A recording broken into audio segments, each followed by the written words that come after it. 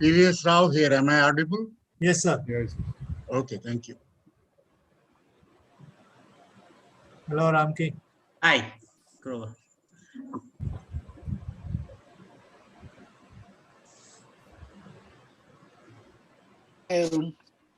Hello. Where's the point? Yeah.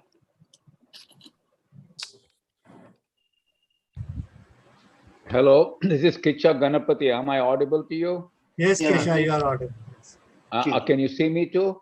Not yet. Not yet. Okay, let me see. Okay. Why is the video not on?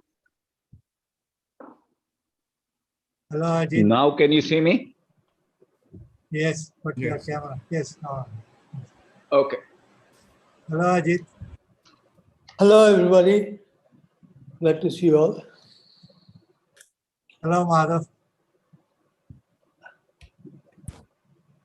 Hello. Yes, Professor Satyamurthy. How are you? Oh, hello. Hi. Hi, Arun. Can you hear me? Yes. Can you hear? Yeah, your voice is a little low, but I can. Okay. Yeah, we can hear you. This is better? Yes, now it is. Yeah. Okay. Hello, Hi, Kailash. Madhav. Hi, Madhav. Hi. Hello, everyone. Hello, KP. Hello, Shobha. Hello, everybody. Hello, Madhav. Hello. Hello. Hi, Baji. Hi. Hi, Madhav. I finally put a face to you. This is Kesav. We did this 50 years back. Yeah, that's right. Yeah. So it's a different face. You forgot about it, but I didn't. Hi, Neelam. Hi, how are you? Hello, There is Kailash. Hi. Hi. Hi, Madhav. Hi. Seeing you after ages. Yeah. Arun, I could not recognize you with your headphones on. Okay, no. I don't know. No, I still it look. you Is look this different. better? Yeah, well, whatever. Yep. Time flies, I guess. Not exactly a happy occasion, but I'm glad to see you all. Me too. My mother.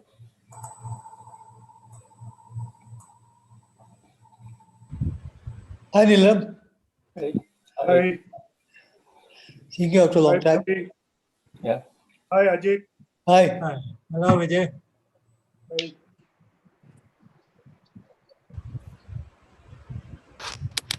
Okay, hello, Acharya. Kapil, you had not joined IIT Kanpur, no, when Keshav was there, have you? No, I was there, very much there. Oh, Yeah. okay. Which batch? When did you join? 77. Oh, I see. I didn't know you joined before I joined. Okay. All right. Yeah.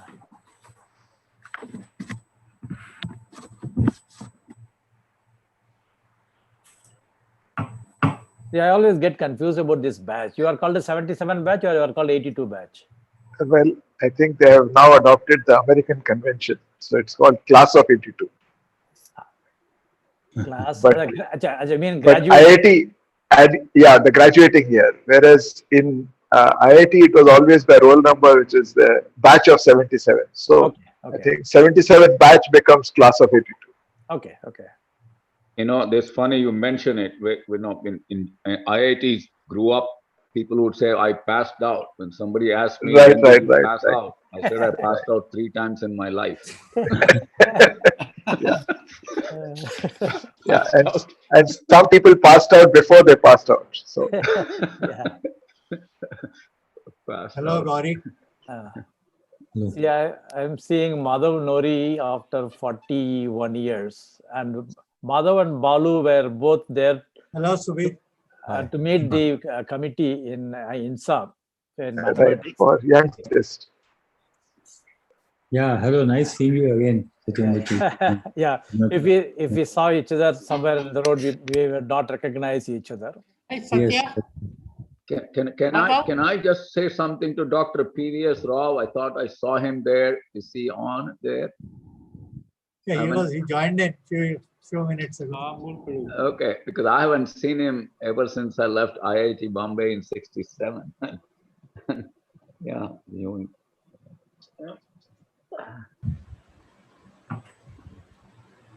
Balu, how are you?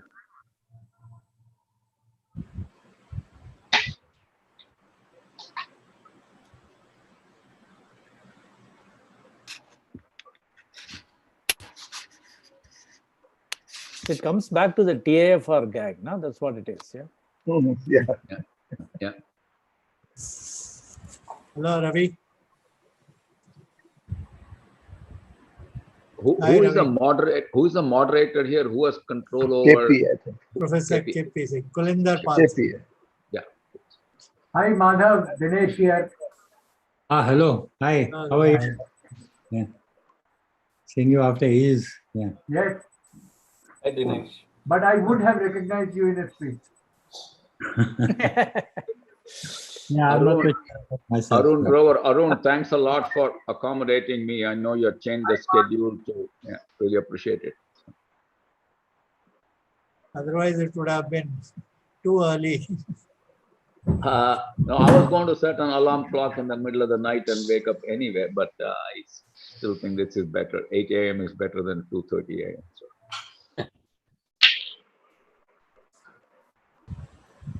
Hi Arun, hi everyone. Hello. Hi. Hi. Hello Kishore. Hello, sir. Hello. Hello. Hi, Kishore. Nice seeing you after many, many years. Yes, yes. Hi, Rama. Hi. Yeah. So, shall we start? Yes, KP. Okay. I think you should start. Yes. Yeah. So, good day, everyone, and welcome to this meeting to remember and pay our tributes to a great friend, Kesav Nori, who left us a couple of weeks ago. I'm honored to be part of this meeting arranged by the TFR Alumni Association, where he was my, president while I served as a secretary from 2003 to 2005. And it was not the first time that I had met him. That was actually within a few weeks of joining TFR hostel in '73. Despite being many years senior, he made me feel welcome as a friend and a mentor. He was a very good sportsman. When I told him I want to play lawn tennis, but I never played before, he said, get a racket and you can join us in the morning. So as soon as I managed to get a tennis racket, he coached me every day morning from that day onwards for about a year. He would make me practice in the clay courts after all the professors in the colony have had their games and left and so on. They had, priorities. So I continued to play after that for next 30 years almost. And he would later take us to badminton courts in Khusro Bagh colony once a week in the evening. He had struck an arrangement with one of our librarians and who lived there. He was very popular and endearing to many of us in the TFR hostel. Okay, and he was actually like an honorary big brother. He was known popularly as Keshav Da, but a group that had many friends from Bengal, some of whom are here today. And you'd all congregate in the night after the library closed at 11 p.m. those days and play music, exchange comics and other books. Of course, he went on different paths after being together at TFR for a few years. It was almost 2 decades later when we had set up the TFR Alumni Association that our paths crossed again.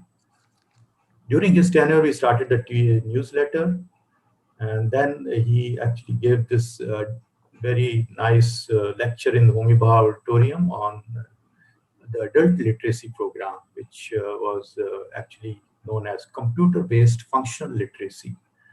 That was developed by his team at TCS for a few Indian and 11 African languages. It was actually launched by the first lady of the South African government, and in 2003. This we also made public by TA websites after his lecture. That was in 2003. This is what he said. I just want to quote one sentence.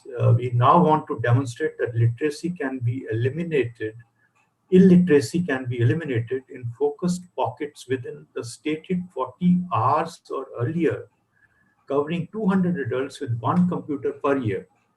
And in fact, since I had gone through that program a few times, and it's wonderful, based using a puppet show and so on with music, etc. It was a wonderful thing.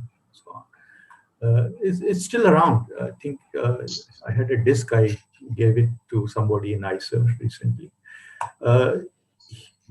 In 2014, he showed his generosity by donating 5 lakhs to the TAA Endowment Fund, which was then headed by G. Krishnamurthy, and I hope it is being put to good use. So I just want to close that he was indeed a great personality, and I'm really going to miss him. And with these few words, I would now like to have this meeting started and would like to hear from many of you as per the program circulated with its last minute change, 1 or 2. And before we end this meeting, at the end, I would like to request that we all observe 1 minute silence to remember in his memory to Kesav. So please hang around until the end so that we can, go through this. And now I hand over for next few minutes to Professor A.K. Grover, who was the secretary of TAA after me and for several years, and also organized the Tata Centenary Year during that time. So over to Parv. We first observe the 1 minute silence. I thought we do at the end so that everybody hangs on and listen to each other. Okay. Change it. Okay, thank you. So good evening, everyone. So we are meeting online today on the platform of TAA to pay tributes to the second president of TAA, and as KP said, for the years 2003 to 2005. See, Dr. Homi Bhabha had admitted students to TIFR ever since its inception. However, the TIFR Alumni Association had come into being only in the year 2000 during the directorship of Professor S.S. Jha. Mr. J.J. Bhabha, the brother of Homi Bhabha, as Chairman Council of Management, he had asked a committee chaired by Lord Porter, President of the Royal Society, to review the workings of TIFR for 5 decades and to make recommendations. What should TIFR do in the future, keeping in view the long-term vision of Homi Bhabha for fundamental research in India? So there were many recommendations, and one of the key recommendations of Lord Porter was that the outreach of TIFR should be enhanced, and the TIFR ought to explore avenues for additional financial support for purposes for which the support would not be easily forthcoming from the government departments. So it is in this background that Professor Jha created first the TIFR Endowment Fund Committee in 1999, and that recommended the creation of TIFR Alumni Association, and the membership of the TAA was kept open to any researcher who has spent more than a year at TIFR. It was not restricted to students alone. So the first 3 presidents of TAA were specially chosen from the corporate sector. Our first president, Ramu Ganguly, Prabhuddha Ganguly, who is with us, he had joined the research wing of Hindustan Levers after he returned from his postdoc. So Ramu was our first president, and he handed over the baton to Kesav Nori, who had been serving at the Tata Research, Development and Design Center, Pune in the year 2003. And Kesav later handed over the charge that he suggested Dr. G. Venkatesan of Saskan Technologies, Bangalore, as a successor. So Keshav's term as President TAA overlapped with the GRD Tata's birth centenary in 2004, and TAA had adopted GRD Tata's birthday, July 29, as an alumni day. And during the centenary year, Kesav had invited Professor M.G.K. Menon to deliver the centenary year lecture on July 29, 2004. So Kesav had highly revered 3 persons in his life. One was Professor R. Narasimhan, who was his mentor at TIFR. The second was Mr. J.R.D. Tata, and he wrote about why he admired J.R.D. Tata in a newsletter, and we made it available to you. And the third one was the emeritus chairman of TCS, namely F.C. Kohli. I had known Mr. Kohli at TIFR, but I did not know that he was an alumnus of Punjab University, Chandigarh. When I came to serve as a VC of Punjab University in 2012, I learned from Professor R.P. Bhamba that Mr. Kohli, the Nobel laureate Abdul Salam, and Bhamba himself, they were the three students of famous mathematician Sarvadaman Chawla at Lahore. So this prompted me to invite Mr. F.C. Kohli first for an honor at Punjab University and later to give the first convocation address of the engineering graduates of the Faculty of Engineering of Punjab University. That was in the year 2013. And in the subsequent year, I invited Kesav to be the chief guest at the convocation address. And since the first convocation address had been given by F.C. Kohli, and Kesav just couldn't say no following F.C. Kohli. So Mr. Kohli just passed away 6 months ago on November 29, and we had hosted a memorial meeting in his honor on December 6. I reached out to Kesav, little realizing that he was recuperating from COVID in a hospital in Bangalore on that day. But he was so passionate about his devotion to Mr. Kohli that he sent a video message from the hospital bed for that meeting. So I really salute Kesav, who was, as KP said, was our mentor.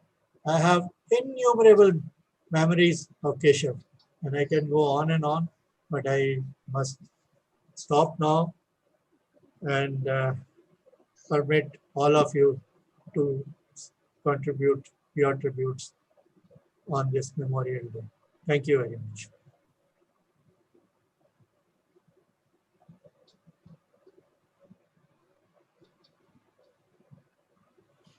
KP, back to you.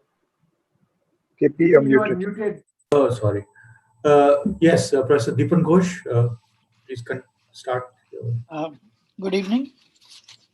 We have assembled here to mourn the sad passing away of Professor Kesav Nori, an alumnus of TIFR and a former president of the TIFR Alumni Association.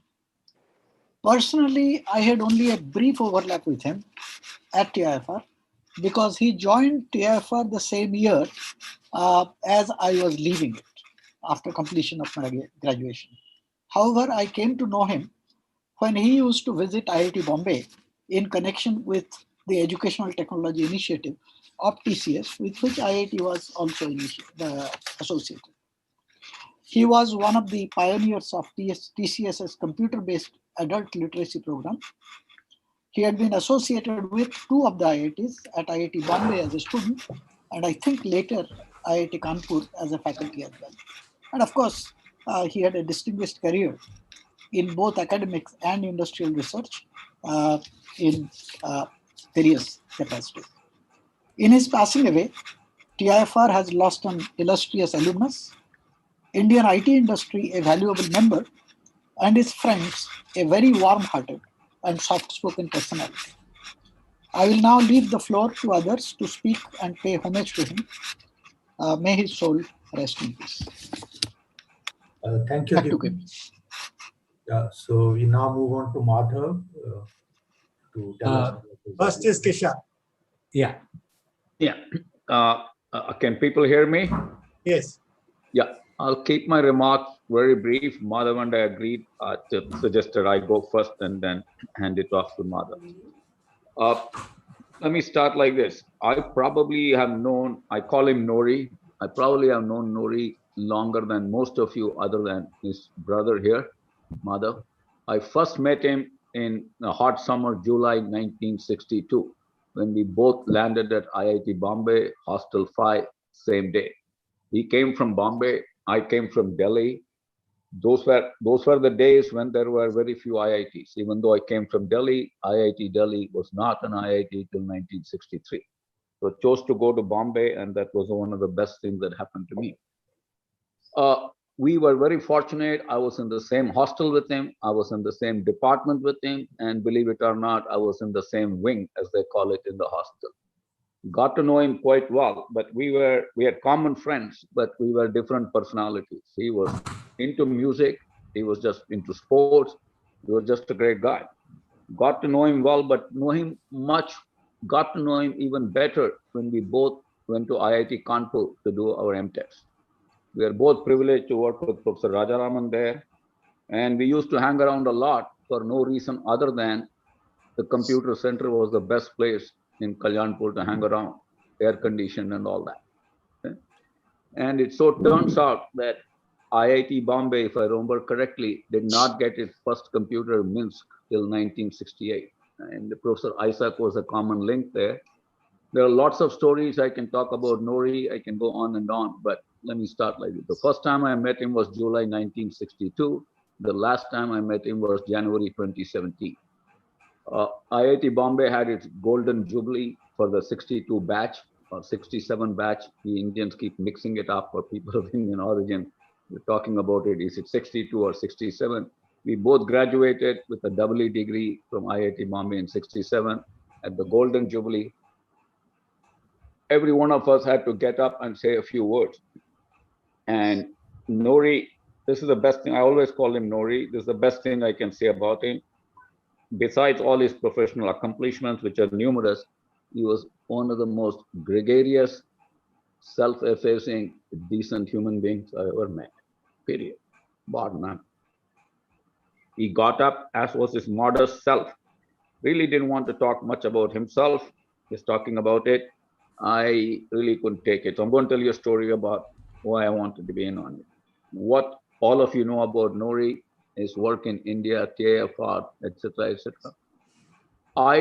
After we graduated from IIT Bombay, I went on to Stanford. Our paths didn't really cross professionally. I was working in AI and robotics. He was obviously in software. He did come to Carnegie Mellon for, I believe, 2 years in the early 80s. I remember meeting him then. I also remember meeting him at Bell Labs in the year 2000. And I'll just mention just 2 stories about him that is really very poignant.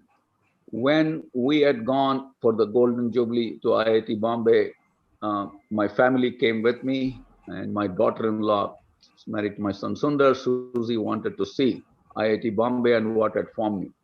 And my wife and I decided we were going to stay in the guest hostel. There were 2 twin beds in each room. And my daughter had decided that she was going to stay at the Juhu Marriott and not at IIT Bombay. I said, fine. But I said, spend 1 night with us, and then I'll drop you at the Marriott tomorrow. She stayed there, and first she thought she prefers the ocean view to the lake view. She fell in love with IIT Bombay and the Powai Lake, but there was no room available. She goes to Damayanti Bhattacharya and asked her, is there somebody who my dad can double up with? Okay. And she said, yeah, there is a certain Nori here, Professor Nori. I don't know how well your father knows him. She was enterprising enough to go to Nori and ask him, can you double up with my dad?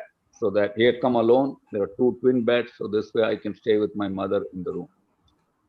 So Nori and I got to spend even more time than I had planned on. It was great. And the next day, in introducing himself, I couldn't take it anymore. I'm going to tell you a story.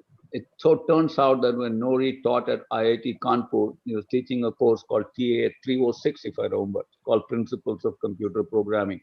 I think it's the very first course that IIT Kanpur had his students take in computer science. One of his students happened to be Rajiv Motwani. Some of you may know of Motwani or may know him. He passed away, unfortunately, in a drowning accident in his swimming pool in 2009.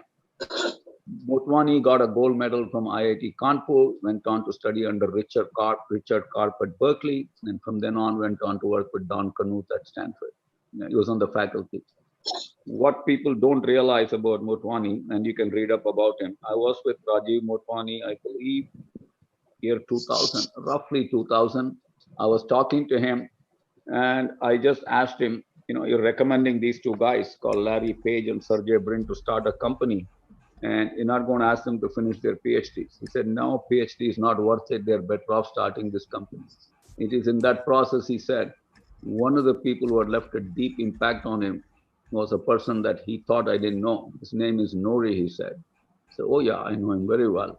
He said he was the most selfless teacher I ever met. He gave off his time. He was available to students all the time. And it left a deep impact on me. And that's why I'm recommending to Larry Page, forget the PhD, go on to start this company. That company, as all of you know, turned out to be Google. So when Nori was talking about himself in a very humble way, I couldn't take it. I got up and said, shut up, Nori, sit down. Let me talk about you. So I mentioned essentially that this is the kind of person he was. He left such a deep impact on Motwani that rubbed off on him to encourage Larry Page and Sergey Brin to start Google. Google is the company. So in many ways, I think of Nori as the grandfather of Google. And there are other things I can share with you, but he has left a deep impact, as is very obvious, on a number of people who met him, who have known him, etc., etc. The best thing I can say about him, and I say that with sincerity, I've been very fortunate to know a lot of people who have made a lot of contributions, not to underplay that, but there are very few I can honestly say it was a fantastic human being. Nori, I'll miss you. I'll see you, brother, soon. Thank you. I don't have any more to say. Thanks. Thank you. Madhav Nori, please. I hope everybody can hear me. Yes, Madhav. Yes. So I'm speaking more as a TAFR alumnus rather than a family member of Kesav, because if one talks about family remembrances, there is neither beginning nor end. It will just go on forever. So it is now 2 weeks, 15 days since Kesav passed away. And there have been so many phone calls, messages, full of love, affection, appreciation of Kesav, and gratitude. Apart from he being a person who loved to have everybody over at his place for dinner and pesaratlu and things like that, there was gratitude from his students, those who attended his courses, those who he guided for a PhD, and guided them in projects for TCS, right? And yes, and I'm actually continuing in the same wing because Kesav practiced on me. I was his first student, so I was the guinea pig. I'm just joking, yeah. So Kesav and I are 4 years apart. We are the last of a line of 6 brothers. And of course, for all of us, our first teacher is Mother, who I think, apart from tons of holy verses that we used to recite every morning, and up to arithmetic and Telugu, a few things. But after that, it was Kesav. I don't think he meant to be a teacher, but me being younger, whenever he found excitement in anything, he would share it with me. And that, so like stories from Hindu mythology, especially something that had a twist, the moment he read about it, he would come and want to explain it to me. So he was 4 years. So I think I heard facts. I may not have followed them when he actually told me. So he was the one to tell me that the earth is round, and how you could tell what time of day it was just by seeing how long the shadows are, and things like that. He was very excited when he learned about Newton in an English textbook, not in a science textbook, when he was in 5th grade. So he was 9 and I was 7. I often didn't know what he was talking about. So it was about, there was something there about Newton measuring the speed of the wind by his jumping with the wind and against the wind. And it went on and on. So it was, So I think science really interested him, not so much in like to the last numerical detail, which was pretty rare, but in the sense of cause and effect and basic principles. And just yesterday, I heard an interview of his on itihasa.com, and then there he talks about, I think, Professor Kamath teaching in IIT Bombay, and as the phrase that Keshav uses is from the ground upwards. Yeah, but he had a little bit of the ground upwards when we were kids too. Yeah, before he went to IIT. Yeah, so he would talk about many things, and as I said, it's not as though he intended actually teaching me, but yeah, but it didn't quite always work. He tried telling me a bit about human anatomy and then why, oxygen being 20% of the air and things like that. And, my attitude was a little bit like God's in his heaven doing a good job taking care of us. And do we really need to worry about the specific?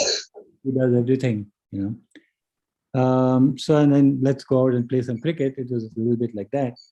But I do remember, in fact, times when I fell ill and I missed 10 days of school.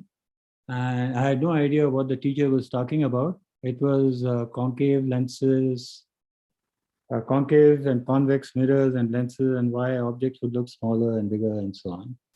And so I remember Kesav explained it to me with one sentence essentially, and much clearer than the science book. Drew a straight line, a ray of light going from the object, getting reflected somewhere and meeting my eye. And I also remember that he explained it with some asperity. It was a little upset that it was not immediately obvious to me. But yeah, but he was a great teacher because, well, anger and being upset is one thing, but he explained very clearly, very briefly. And yeah, I think there are several good things about being a teacher. One of them is he would never go around reminding you of what errors you made. It was corrected, it was done, it was finished. I think it's a great quality. You don't really see this in everybody. And yeah. And looking back at it, I don't find it so hard to see why he would have been a great teacher, because he was always looking at the broad picture and I don't know whether he didn't really care about detail, but of course, all that changed when he went to IIT Kanpur, and I think every single aspect of computers interested him. And at the Tata Institute, I remember he just wanted to show friends, relatives, everybody, the mainframe, how it worked, and everything about it. I think that really grabbed him. Yeah. But yeah, so but before that, I would say that he just had the broad picture in mind. And then the other aspects that everyone has spoken of in messages. And another remarkable thing about him was that, well, we are 6 of us and there were 2 cousins. And so we grew up in a home where there never was boredom. There was plenty of fun and plenty of tension, as one can well imagine. But he is the only person I can recall who was almost never stressed. He somehow learned in life very early how to deal with everything, how to take things in his stride. Yeah, learned very early. I'm not sure that the rest of us learned it at all. Yeah, but he was remarkable, and this comes out more and more when I hear other people talking about him, or when I've heard. Right? One, yeah. So I remember Kesav saying that he never spoke about his accomplishments, and he said it just now. And so then I began to wonder, how is it that he never did it? But I'm glad that Kesav did, and others. Otherwise, how would me, not being a computer scientist, ever have known? So I wondered how it is that he never spoke about his accomplishments, because all said and done, ego is not a commodity that is exactly in short supply in our community. So what made him different? I think it was my eldest brother who was very much Keshav's hero and the family genius, good at sports, fantastic at badminton, and our home had so many cups, badminton and carom, and yeah. Actually, Keshav was not far behind in either of those things. My eldest brother was very competitive, and he always wanted to play doubles game with the best players at home as his opponents. Yeah, I think maybe I can cut all that out. But there was something about the way that my eldest brother did things that really caught Keshav's imagination. Everything had to be done with style, with grace, with beauty, though I would differ a little bit and recall that beauty does lie in the eyes of a beholder. But yeah, it was remarkable, and he always had to do things in a certain way, and at times would not accept things if it was done any other way. Yeah, I actually wanted to read aloud, but I'm going to skip it. And a beautiful thing of a giant mathematician, Grothendieck, on how he goes about solving a problem, and which I think would really have appealed to Keshav, but I think there are plenty of people who have plenty to say, and so I'm going to strike it off my notes. For the last 10 years or so, he has been very much into Kabir bhajans, which I think is great. And for the rest, you know,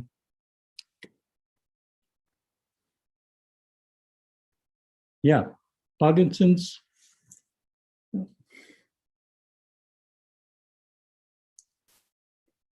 Yeah, it got my brother's body, but it didn't get his soul.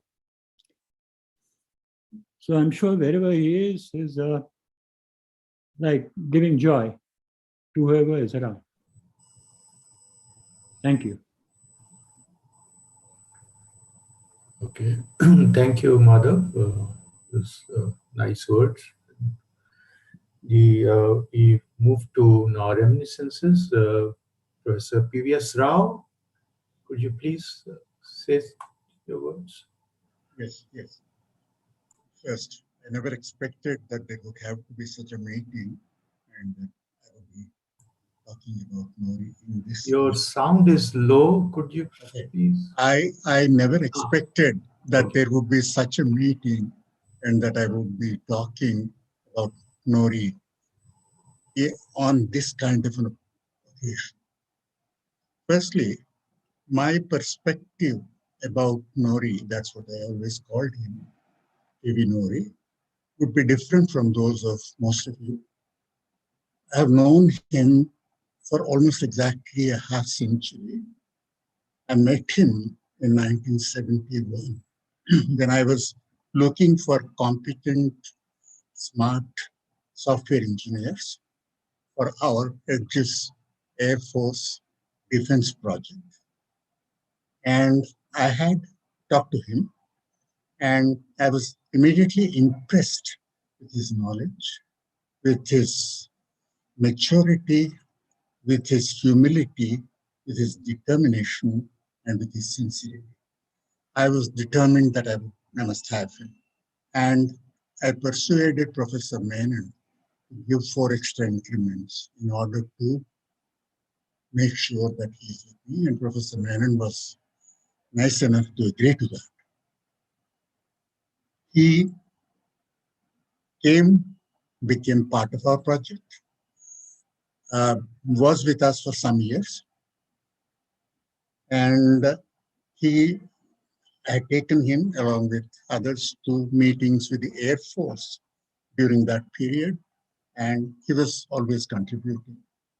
Of course, he was quite clear, even at the time that he joined me, that his next goal was to become part of the regular TIFR research team in the computer group.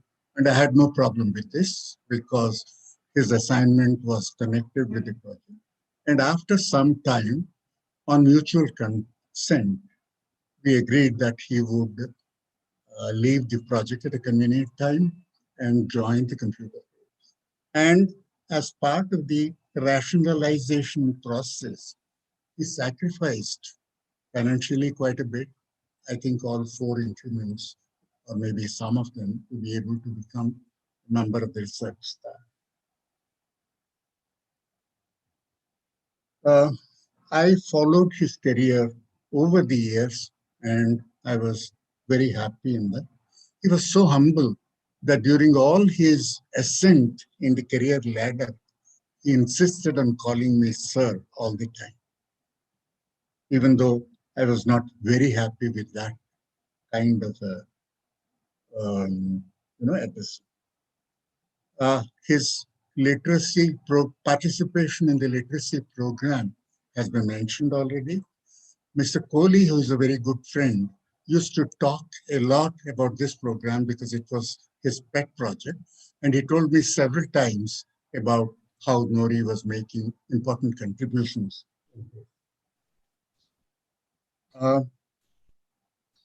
And I got to know his family also. It was only after about a year or so that he was with me that I realized he was Telugu. I asked him, Nori is an unusual name. How come? He said, I'm Nori somebody. Then he said, are you aware of Nori Narasimha Shastri and so on? Then I knew that he was Telugu. And later on, when they were neighbors to us, I got to know his family also. His mother in particular, she was a very humble, again, a very pious and a very well-read lady. She knew Sanskrit very well. And I used to have discussions with her about Mahabharatam, Bhagavatam, and so on. And at one time, I told her, I was talking about the difference between the original Vedavyasa's Mahabharatam and the way Potana rendered it in Telugu. And I told her that unfortunately I don't have a copy of the original Sanskrit version, particularly of Gajendra Moksha. And the lady was so kind that within the next 3 days, she wrote up the Andhra Mahabharatam, no, not Andhra, the original Vedavyasa's Mahabharatam, Gajendra Moksham, and gave it to me. And to this day, I treasure that. It has aged, but it is here. This is the volume that Nori's mother wrote and gave me. And it is one of the most prized and precious possessions that I have. Then, I think my recollection is correct. I knew about his father also, though I didn't meet him, a very well-known engineer. And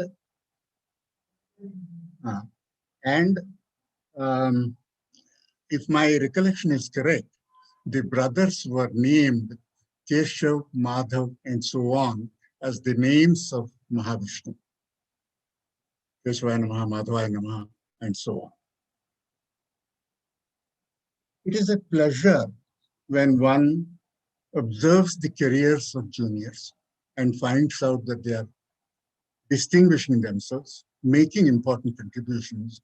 And I had that pleasure with several of my younger colleagues. And Nori is a very strong example of that. It is nice at one point of time to know that your younger colleagues are referred to as Rao's students or Rao's younger colleagues. And later on, they're referred to as your colleagues. And at some point of time, people start saying, PVS Rao was senior to, mentor to, so-and-so, so-and-so. So I went through all these phases with several of my younger colleagues. Though I don't see many of them on the video here, I'm sure quite a few of them are in the audience today.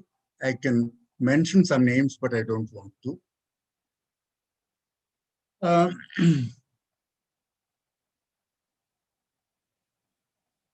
I can say that Nori is a prominent example of my younger colleagues who have made it really for themselves and who have motivated me to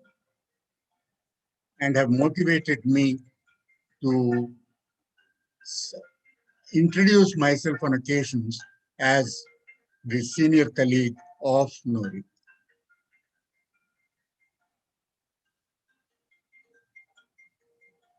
I didn't know how painful it is to lose a person whose career you have watched and whose career you have seen build up and who I thought one thinks was going to outlive you. It is a painful memory, painful experience to see this happen. And I have that experience now. I had that experience once before when a very young colleague passed away at much too young. And to Nori, and as far as Nori is concerned, he's always young, and his passing away is always untimely for me. I convey my condolence to Madhav Nori and all the members of his family. Madhav, of course, I know very well in the TAFR days. He used to be our neighbor in Cobra, and that's how I got to know their mother. And I offer my condolences to all of you because I'm sure all of you have lost something when we lost him. I can only wish that his soul is given eternal peace. And I also wish that his contributions will stay on after him for decades and much longer. Thank you very much. Thank you, Professor P.V.S. Rao. We now move on to Professor Mathai Joseph to say some few words. I met Kesav in 1970 when he first came to TIFR. Professor Narasimhan went on a visit to IIT Kanpur for something or the other, and he almost came back with Kesav, because very shortly afterwards, Kesav joined the computer group. And rather than talking about him in isolation, I would like to talk about the TIFR at that time, because I think they both worked very well together with each other. TIFR was an exciting place. At one end, there were people analyzing wound rock. There were people around the middle of the building who were looking at integrated circuits. There was a big theoretical physics group. There were lots of things happening in TIFR, and it would be quite wrong to think that these did not have a substantial influence on him, in the sense that it opened up a wide perspective. Now, computer science started maybe in the 1930s, so it's a relatively new field. And we were surrounded with disciplines that have been going on for centuries. So that, I think, made a big difference to the way we looked at our own subjects. So Kesav came and he was interested in everything. In 1970, I remember he joined me in trying to choose a computer for the defense project that Dr. Rao just spoke about. There were many choices. There were some pulls and pushes saying this is better than that. But he and I both agreed that the PDP-11 was an unusual architecture, and he was very excited by it. So it wasn't just that he made a cold-blooded choice. He was very excited by it, and he even started writing programs for it months before the computer actually arrived. So he was full of energy in that respect. He tried all sorts of areas of computer science in those years, in 71, 72. 73, something happened that I think was very important, because in May 1973, David Grease came and gave a series of lectures on compilers. And they were held in Bangalore, not in the TIFR building. And Kesav was assigned to write the notes for those lectures. And I believe those lecture notes are still available somewhere in the physics faculty in TIFR.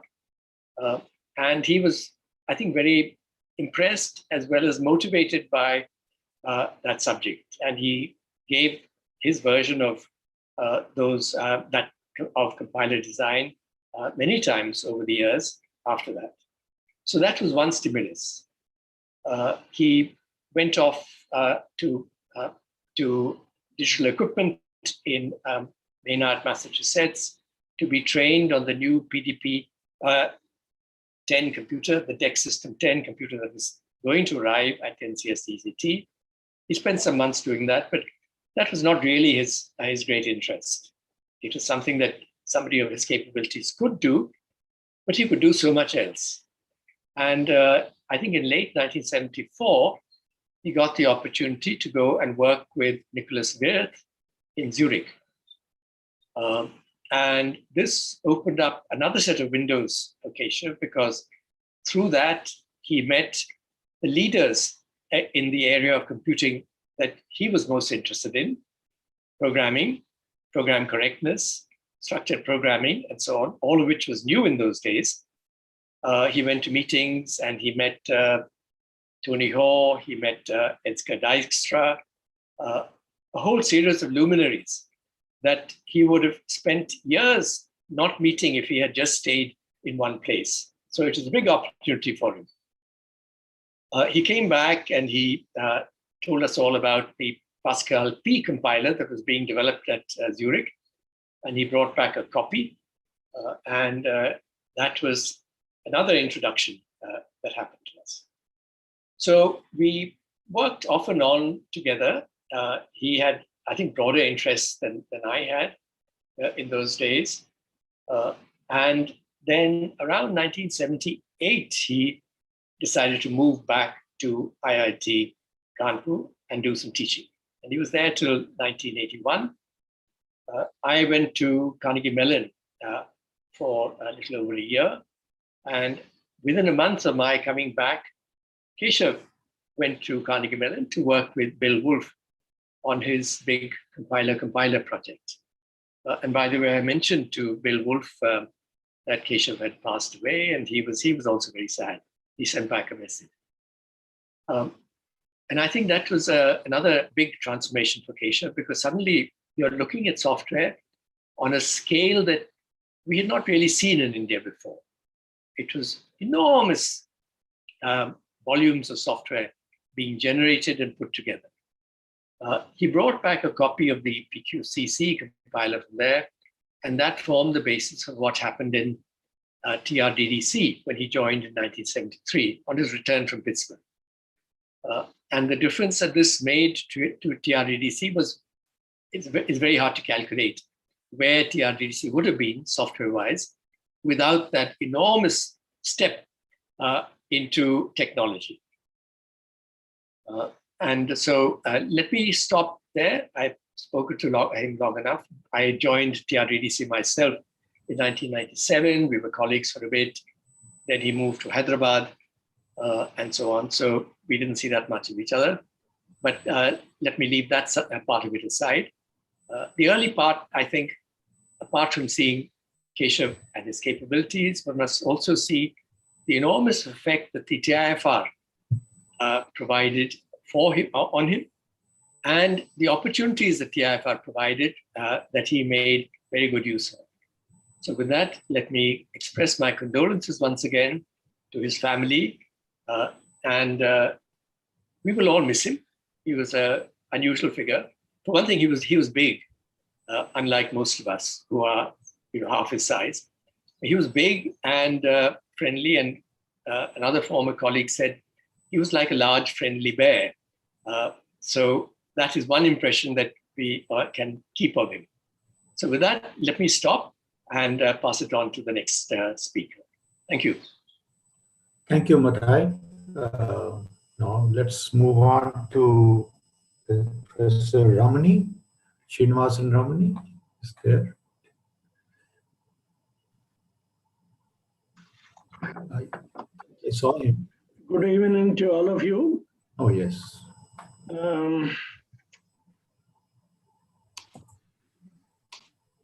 I met Kesav when he joined in 1970 at TIFR with Professor Rao referring to his original induction into the Adjust group. I suspect that I must have been on the interview committee that selected Kesav, but I'm not sure. And it was very often that Professor Rao, who had been my mentor, he very often called me to sit in on his committees, particularly when he was selecting people for the group. You were there, Ramani. Thank you.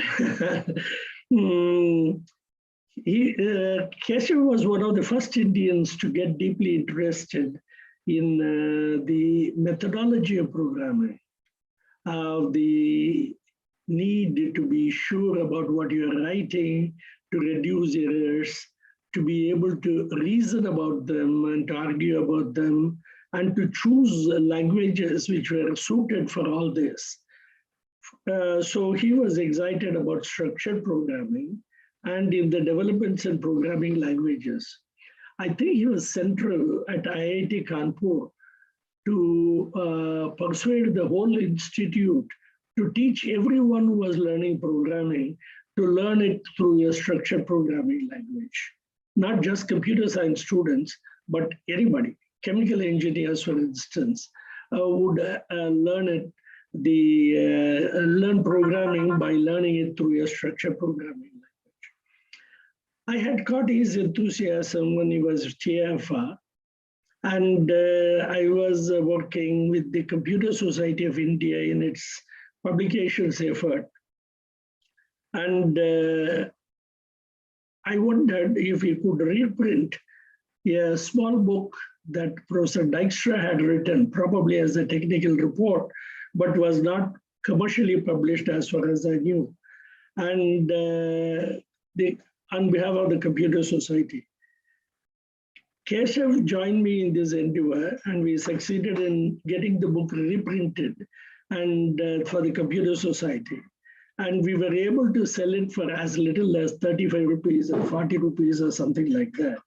And thousands of people in India who got to know about structured programming at that time would have learned it through this book, partly.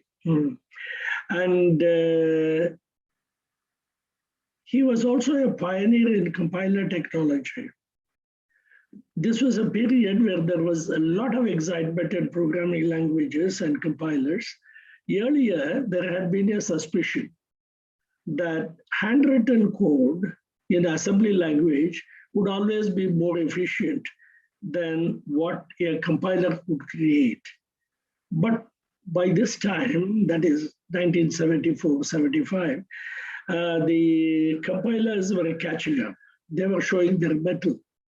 They could optimize the code they produced to take a little less space in the memory and to run fast.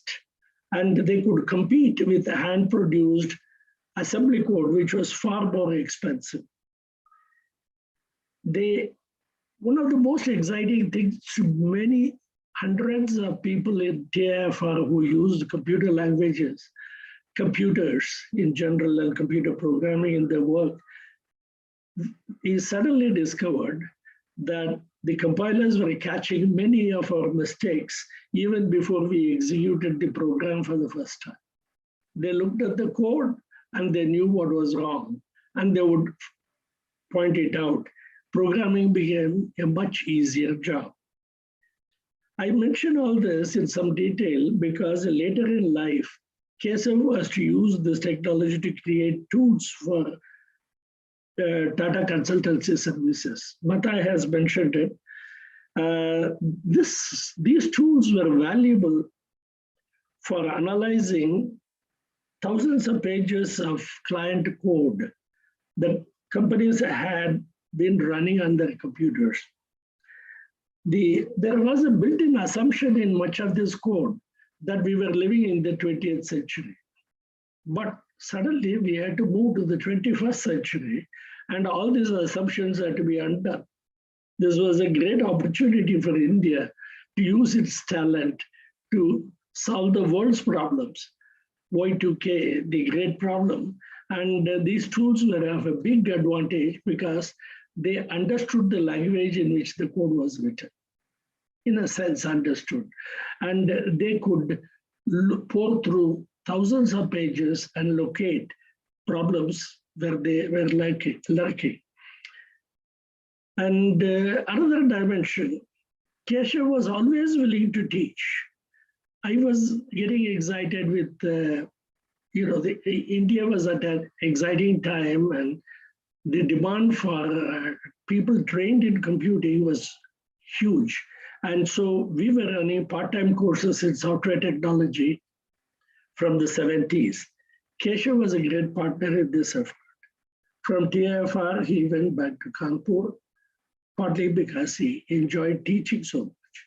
He was a very friendly person, and he was generous to a fault for sharing knowledge. I should say a word here. There are probably hundreds of Computer Society members, senior members of the Computer Society, watching this program through the YouTube. And at this moment, he did a lot for the Computer Society, and Kesav did a lot. And he did it especially for the educational programs of the Computer Society of India, for which Computer Society gave him a fellowship in the year 2010. And Bata has mentioned his getting to meet people like Nicholas Wirth, who was a leading programming language specialist in the world. And he had worked with him on a Pascal compiler. And Bata has also mentioned he is going to the Carnegie Mellon University. Now, one great thing about Kesav was he was equally comfortable on both sides of the academic industry divide. There was no divide for him. He was very comfortable with colleagues from the industry, and there was a tremendous demand for technology in the budding software industry around the 80s. So he moved to the Tata Consultancy Services, joining the TRDDC, and later he moved up to be executive director and executive vice president of TCS. Now, coming to something which is outside the main line of the profession, he had a deep commitment to adult education, and he shared this with Dr. F.C. Kohli. After retiring from TRDDC, Kesav went to Hyderabad and started working with educational institutions, particularly the IIIT Bangalore, Indian Institute of Information Technology. Here, his interest was mainly in software engineering and technology, but he also worked with the natural language. This would have immensely pleased Professor Narasimhan, who had mentored Kesav in the 70s as one of the mentors. And Narasimhan was deeply committed to work on human languages, natural languages, and Kesav spent some time working on it towards the end of his career. I will conclude by saying Kesav was a great teacher, colleague, and a great human being. Mr. Ganpati has already mentioned the tremendous influence he had on students he taught, brilliant students like Rajiv Motwani, and the tremendous influence he has had on their thinking and their life. So he was a great teacher, and we will remember him forever. Thank you. Thank you, Professor Ramani. I don't see Professor Shyam Sundar here. Is he there? We then move on to Madhur. I can see him around. Yes, Madhur is there. Yes, Madhur, please. Yes, yes. Can you hear me? Yes. Yes, we can hear you. Well, I won't say too much. I think a lot has been said about Kesav. Kesav and I were contemporaries. I also joined TIFR in 1970. And from 1970 to almost the 80s, we were together. I think enough has been said about his technology interests and his contributions. I want to just give a few personal observations I had about him, which were, So what happened was I went to Holland in '74 to Delft. At that time, after about a month or so that I was in Holland, Kesav also moved from Zurich to Mathematics Centrum in Amsterdam. So we were together for a few months in Holland. I was in Delft and he was in Amsterdam. It was about an hour's bus ride. So, the first month that I was in Delft, food was a big problem for me. I never used to cook anything at home. I came from a family where entering the kitchen was not allowed for men. So I was in Holland, and the only food I could eat really in the students' mess in Delft was just boiled vegetables and potatoes, and nothing else was edible there. And for a month I actually suffered. And then Kesav came to Amsterdam, and then we would talk to each other, and then he said, after a week or two, he said he would come and spend the weekend with me in Delft. So he came. Yes, Shyam Sandhu. Hello. So he came to. But can you join with the Zoom link? Arun, can you mute yourself, please?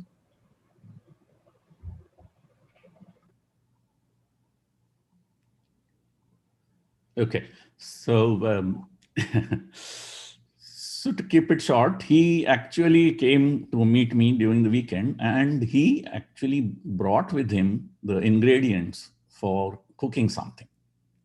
He actually brought with him the things needed in order to cook upma. And actually one evening, he actually showed me how to cook upma. And I believe that I have never enjoyed any food better than what Kesav cooked that night,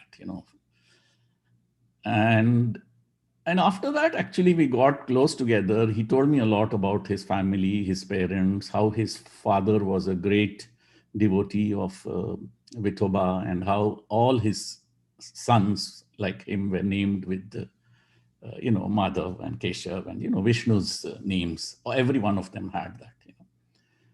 He also actually told me, and he would hum very beautiful bhajans. So it was really, we spent a very good time together during the weekends, and we also went together to attend various conferences in Scandinavia and so on, and we spent a lot of time together at that time, and we got very close. So I think, this is one incident. And there are two small other things that I want to mention about Kesav, which have always impressed me. People have already said it, but I think I repeat, I think he could inspire young people around him tremendously, and the first sign of that I saw when we had a group of IIT Kanpur, I think Mathai Joseph had arranged for that. IIT Kanpur undergraduate students came and spent a summer as interns with us. And I could actually see all those students gathering around Kesav, looking up to him, wanting to actually hear him and listen to every word he had to say. And I saw it again, actually, when I visited him in TRDDC a few years later, when TRDDC was set up. Every single person in TRDDC who was working with him, I could see the same kind of admiration and, thing they had for Kesav. So I think, it's clear he was very inspirational in nature to a lot of people. The third thing that I want to mention, which has always touched me, is, he had great reverence for his particularly mentors, So whether it's Professor Rajaraman or Professor Narasimhan or Kohli. And about Professor Narasimhan, I want to mention a small thing that happened. I had by then moved to Canada, and Professor Narasimhan was in Bangalore. And he was actually, because he was not well, he was not keeping well, he was staying in the TCS guest house. And somehow when I met Professor Narasimhan, he was not very happy at being in the guest house. He somehow wanted to be back in his flat, or he wanted to somehow live by himself, which was actually difficult for him. And I think Ramani was also involved at that time in Bangalore. He was there. Later, I met Kesav. And, Kesav, when I was talking to him about Professor Narasimhan, he said one small thing. He said, oh, how I wish I can bring Professor Narasimhan to my home and look after him.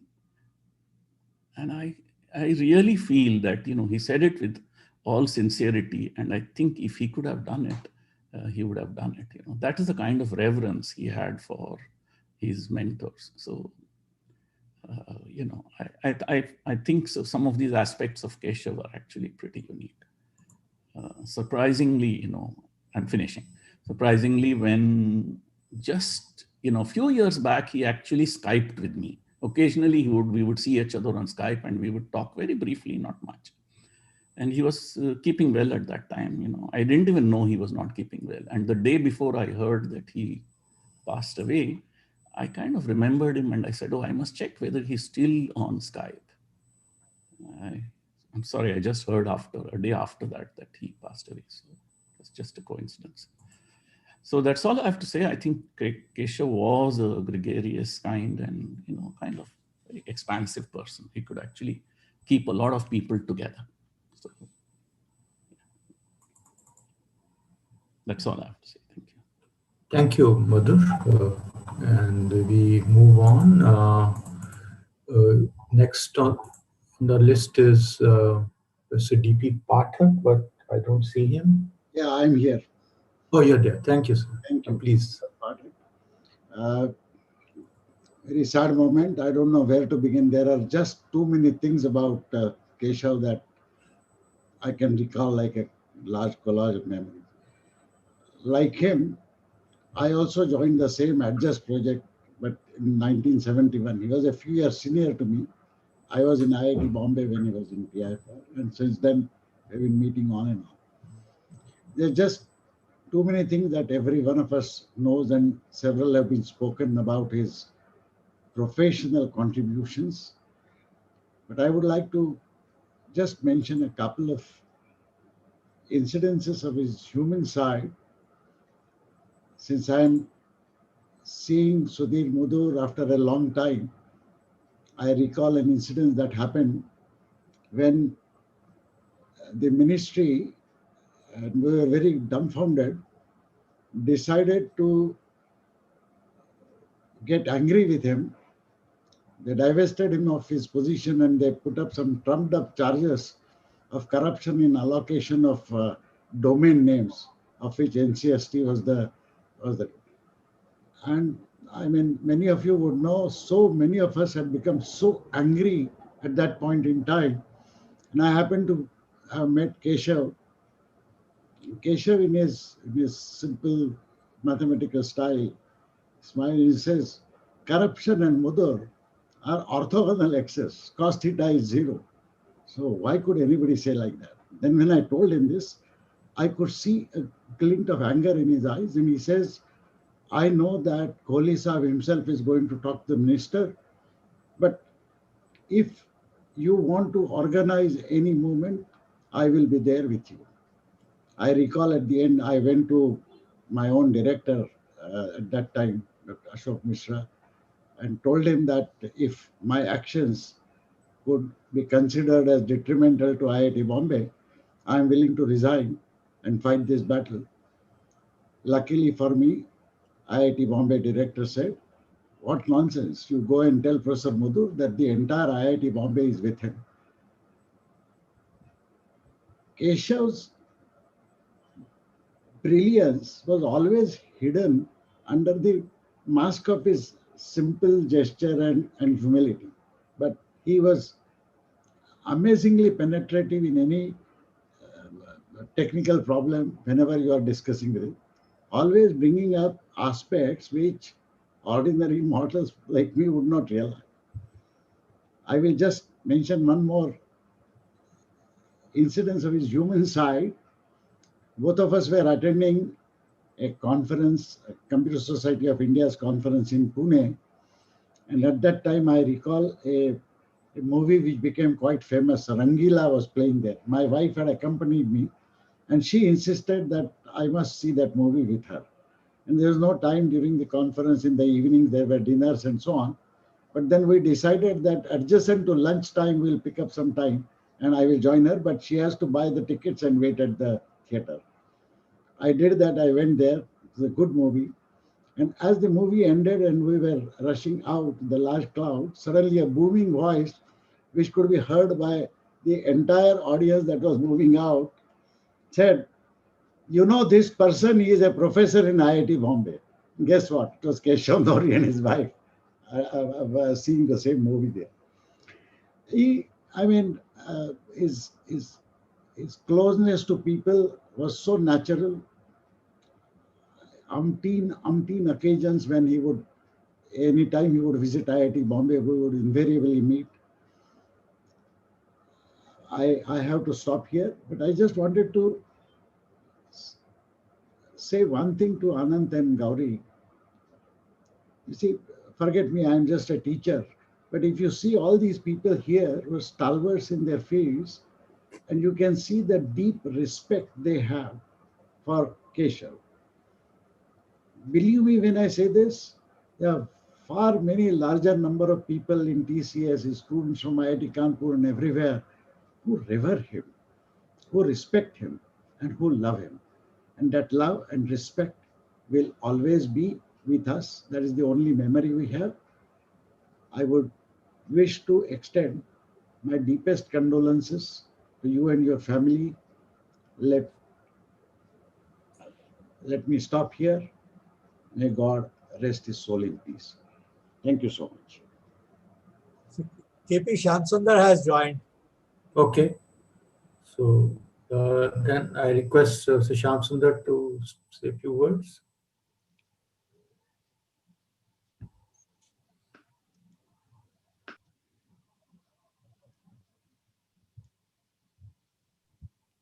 Mr. Shamsundar, your mic is muted.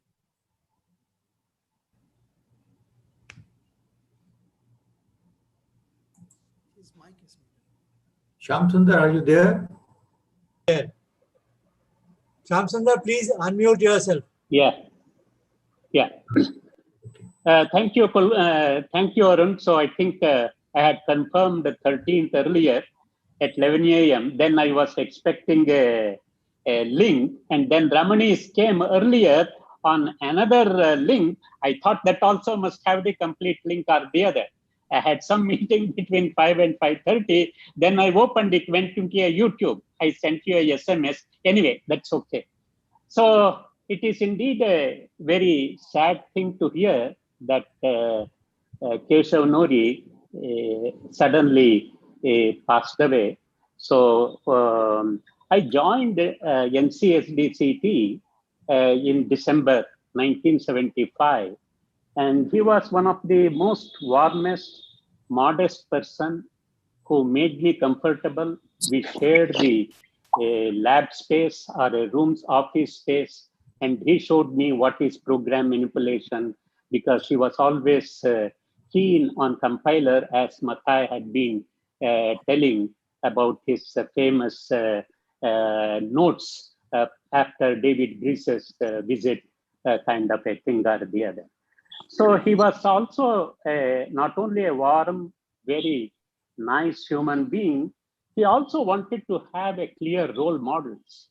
So when he went with Nicholas work, he also imbibed what is the importance of stepwise refinement, structured programming. He had also the opportunity to attend a couple of these Tuesday afternoon clubs, which were famous from Dijkstra. Then he imbibed what is the underlying thing that one has to understood by a programmer. And this is something which cannot be expressed, which it had been expressed, then it would have been automated, and all such things would have happened. And so now you can see that he had a complete role model, even all the way up to he becoming an important person in building the TRDDC in the technology affair, and also providing all the things that are needed even on the Y2K framework so that they can pass through and build tools for the world community kind of a thing. So it is this knowledge, his clear understanding of the challenges the programming of those days had, his understanding was very clear in his mind. For example, in fact, a few years back, Tony Hoare, he was another of his role model, Dahl Dijkstra Hoare, and so he said one can understand the test and the verification on two phases, but the test also shows the programmer what the way he can abstractly has not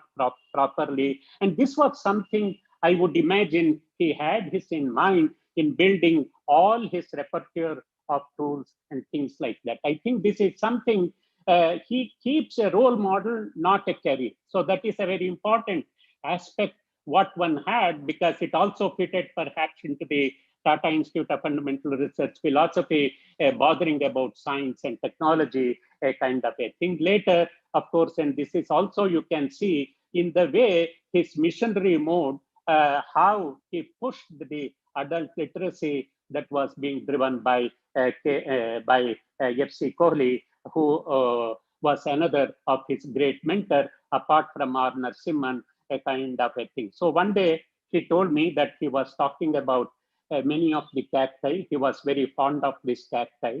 And so he said he gave nearly 20 minutes talk to Professor R. Narasimhan when he was having a morning breakfast. Then he said, what did he say? No, he didn't say anything, but at the end he said, go and meet the gardener kind of a thing or the other. And so in spite of the fact he used to listen to everyone and then communicate appropriately, this is what he made. And so even though he may have, he is not here, he is among all the students and the community with whom he participated and interacted kind of a thing. That's how even in TAFR, he was way back in TAFR, but still everyone who connected with him remembers lots of things. In fact, I was the one, in fact, that is almost one of the main marriages I went. His marriage, I went in Hyderabad. That was the only marriage of my colleague who I have attended. And so this is immensely very friendly, human, and it is very sad to hear that he passed away, and his contribution to the computing community, and in particular, even the organization of CSI founded by R. Narasimhan is enormous, and he made he is one of the greatest evangelists who could say that what should be done in this CSI kind of a thing or the other. And so with that, let me express my condolences to Madhav Nori, who was also an alumnus of TAFR, and also his brother, and also his children, Noris. That's it, Kulwinder. Thank you, Shyam. Thanks for joining. Okay, and we move on. Next is Professor Satyamurthy. Thank you. Thank you, Professor Singh and Arun, for giving me an opportunity to express my heartfelt condolences to the family and friends of Kesav Nori. Kesav and I joined IIT Kanpur as faculty members at about the same time in 1978. He in computer science and I in chemistry. He was a tall figure, literally. He was a man of few words, and I also did not speak much, yet the two of us got along well. I was surprised to learn that he did not have a PhD and was appointed as assistant professor, and I joined as a lecturer in spite of the fact that I had a PhD degree and 3 years of postdoctoral experience. That tells you about Kesav and about IIT Kanpur. Within a few years, Kesav moved to TRDDC, and after several years, I was delighted to see that Kesav was coming back to IIT Kanpur as a visitor's nominee for professorial appointments. We used to run into each other in airports now and then, I do not have the same kind of relationship that all of you who spoke so far had with Kesav, but I cherish my association with Kesav. I miss him. I miss my friend. I can imagine how difficult it would be for the family. I pray that he rests in peace and that his family finds solace in the fact that he had touched so many hearts. Namaskar. Thank you, Professor. We move on. Professor Venkatesh Chopala is around. Yeah, thank you very much. It is a great privilege for me to participate in this gathering. Venkatesh, we cannot hear you. Hello? Please speak louder. Yeah, just a second. Now, am I audible now? Yes. Okay, sorry about that. It was, my name is Venkatesh. My association with Professor Nori is, I can divide that into two parts. One, when I was a student, and later on when I was his colleague at IIT Hyderabad. Thank you for giving me the great privilege to participate in this gathering, to remember him, to condole his passing, and also to celebrate his life. My first contact with Professor Nori was through his work. I was an undergraduate student at IIT Kanpur. In fact, I was taught by Professor Satyamoorthy. Namaskaram, sir. My BTech project mate in computer science was Purandar Bhaduri, who is now a professor in IIT Guwahati. And we were asked to work on a language extension to Pascal. Of course, thanks to Professor Nori, in the earlier years, Pascal was quite popular in IIT Kanpur. Is also a vehicle for research. So we had to extend Pascal for some little thing with distributed programming. And this required working with the Pascal P code compiler that many of you have already mentioned. And my first reading assignment for that project was Professor Nori's classic 1974 paper, Pascal P compiler implementation notes. In fact, this was the first research paper I read. Professor Nori had left IIT Kanpur by then, but his name was uttered with great reverence by many of my seniors in IIT Kanpur in those days. Later on, I myself gravitated to the study of compilers in programming languages. Yet there's no doubt in my mind that my interest in this direction was sparked by reading, among other things, Professor Nori's early paper on compilers. All of this was about 20 years before I actually met Professor Nori in person. And that was in Trivandrum. I had just returned from the US, and my wife had just decided to join the Sri Chitra Institute there in Trivandrum. And I was looking for a job, and I was offered a job in IIIT Trivandrum. And it so turned out my first visit there, Professor Nori just happened to be there with Professor Srivatsan. Later on, of course, IIIT in Trivandrum was located practically across from the TCS Training Center, an elegant building there. And Professor Nori was a frequent visitor. He gave many inspiring lectures to TCS freshers and the staff. And that was when I sort of really got to meet Professor Nori, talk with him, discuss various things, and sort of started beginning to understand what he works and what he was most passionate about. Later on, I moved to IIIT Hyderabad in 2009.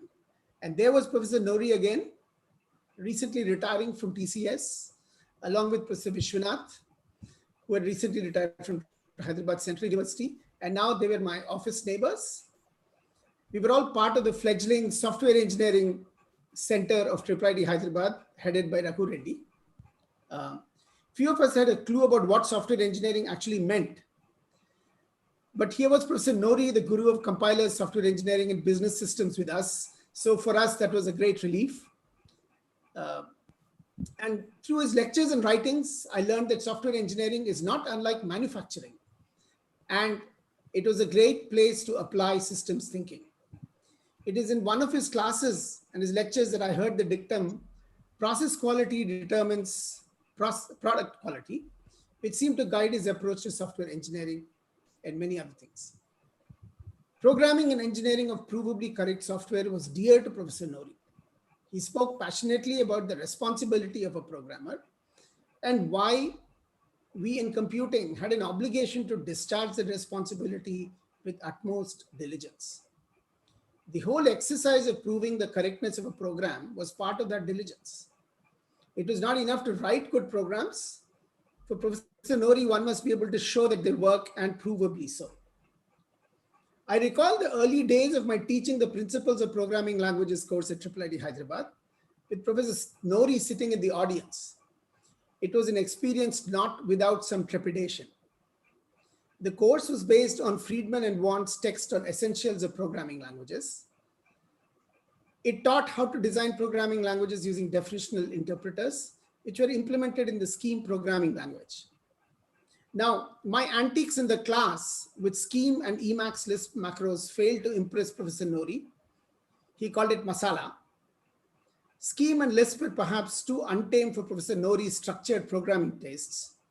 I found that odd, since Scheme was dedicated not to Lisp, but to the memory of Algol, the epitome of structured programming languages. In my quest to make the course more theory-oriented in the subsequent semesters, I began to teach the course with the theory of rewrite systems. Professor Nori was pleased.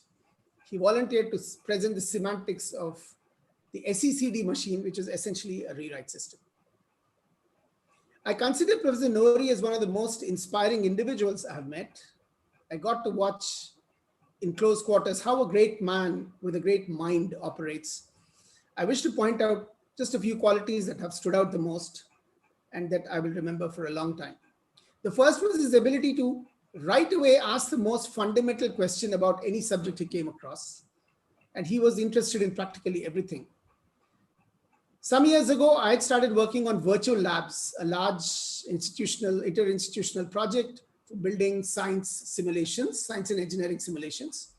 And I came to Professor Nori and excitedly announced that the IIIT is part of the project and I'm going to be involved with that. And his first question was, what are virtual labs? Of course, what he meant was, as a computer scientist, Venkatesh, how would you see virtual labs? I have to admit that his question continues to nag me to this day, and I do not have a satisfactory answer. However, that question has also kindled my interest to explore how computing problems can be solved in an interactive rather than algorithmic way. He had a great love for conversation, as many of you have recounted, and even at his age was always enthusiastic about presenting his latest new idea.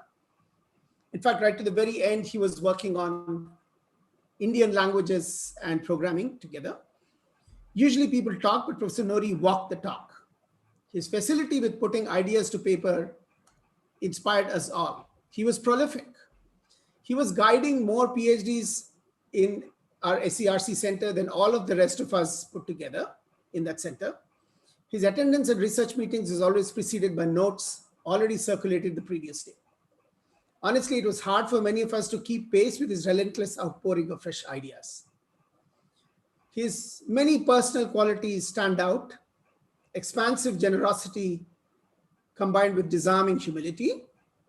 Very often he would show up with sweets for all of us in the lab or take all of us out for lunch for no particular reason other than that he wanted to enjoy our company as much as we did. Students loved to approach him, talk to him, and learn from him.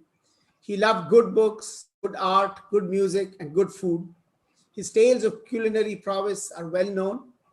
Above all, he was himself so likable. I want to close by reminding myself how fortunate I was to have come in contact with this remarkable human being. I once again convey my deepest condolences to his immediate family, Mrs. Lakshmi Nori Garu, his brother Professor Madhav Nori, Anant and Gauri. I thank Professor Arun Grover and Professor KP Singh for giving me this opportunity to attend this meeting and express my tributes to Professor Nori. Thank you very much. Thank you, Venkatesh. We now turn over for a few minutes to Anant Nori and then Gauri. So Anant, could you please? Yeah. Thank you so much for organizing this this memorial. It gives me and Gauri and our families a lot of comfort to know about the joy that he spread and experienced with all of you all. A lot of pride and a lot of comfort. Very meaningful to us. Nana was very inspiring, very loving. I think he really enjoyed finding and identifying the elegance in whatever he did, right? In whatever he learned. And I remember that studying with him when we learned Sanskrit together, how much he loved the structured organization of Sanskrit. Even things like geography, when I studied, when we would go over things in geography, how he would draw connections, and he taught me programming just through telling me about Dijkstra's GCD algorithm and how to use that. So I think that's something that I will always remember and try and emulate. Just the fact that he enjoyed elegance in everything, right? And Mother Baba also talked about calm. He was very calm. I think that's something that we'll always remember. The only time I remember him being angry was we were on a holiday in Agra, and in the Agra fort there was somebody who was using their key to try and prise out one of the gemstones from the wall. And that's the first time I saw Nana get angry, right, in public. He went and caught this person and tried, got him thrown out of Agra fort. And I was very shocked to see him like that. He was very calm, loving, and he loved the elegance in everything. So thank you so much for organizing this. Thank you for allowing us to glimpse into these parts of his life. It gives us a lot of comfort and joy. Thank you. Thank you, Anand. It is a pleasure to have organized this, and we remember him a lot, and no problem. Now I request Gauri Nori to say a few words. Thank you so much. It's really humbling to be in the presence of so many really remarkable people, and for them to speak about my father with such reverence and affection is really something that we are going to remember and pass on to the next generation. I'm the only person who, and I'm always told this, who studied humanities and the arts, and I always used to think of my father as a scientist, as one of those very rational people. And so whenever I would discover something, whether it was watercolors or watercolor painting or linguistics, semiotics, badminton, calligraphy, Kabir, most recently, the radical spirituality, I'd always go up to him and say, oh, this is something that can offer something more to your science worldview, scientific worldview. And he would say, oh, tell me about it. And only later on I realize he's already been there and knows all about it. So yeah, I think it's a very humbling process for us right now to hear of how much he has done beyond our view, and it's really expanded our view of our father as a mentor, colleague, and an important person in the history of computer science. So thank you so much. Thank you for sharing all of these wonderful things with us. Thank you. Thank you, Gauri. Let's we move on to our patron of TAA alumni session, the director of TAA, S. Ramakrishnan. Thank you, KP. Actually, TAFR has lost a number of distinguished alumni in the last 1 year.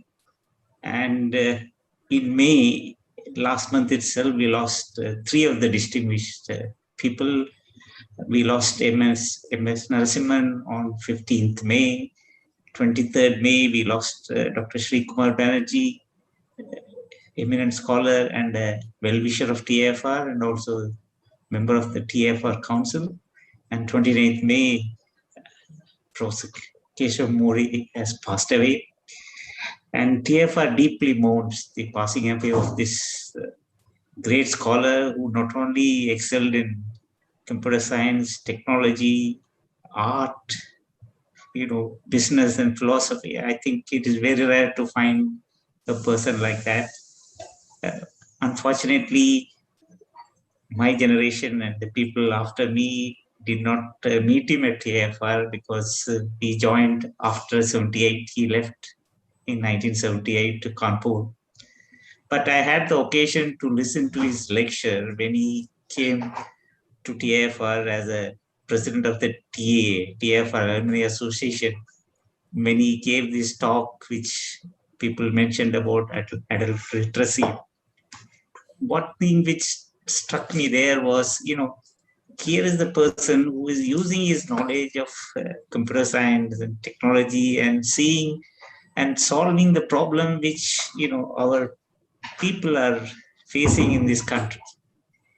And I remember J.R.D. Tata often talks about this. He did that, I think, I remember Dr. Setana's felicitation. So I think J.R.D. Tata always felt that the applied research, instead of filling the gaps, we need to solve the real problems faced by our society in our country.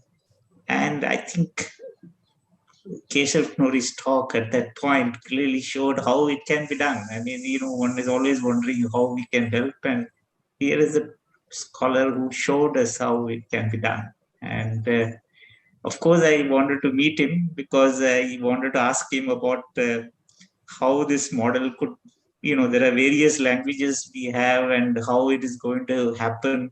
Does it have one model to solve various things? And I was a little bit curious about how he's going to approach the adult literacy in Tamil and so on. But I found the answer later when he said it to the interview that his model is region specific, and then he was able to show that, order of magnitude improvement happened with this programming and so on. That shows the hallmark of a great man. I think we really going to miss him.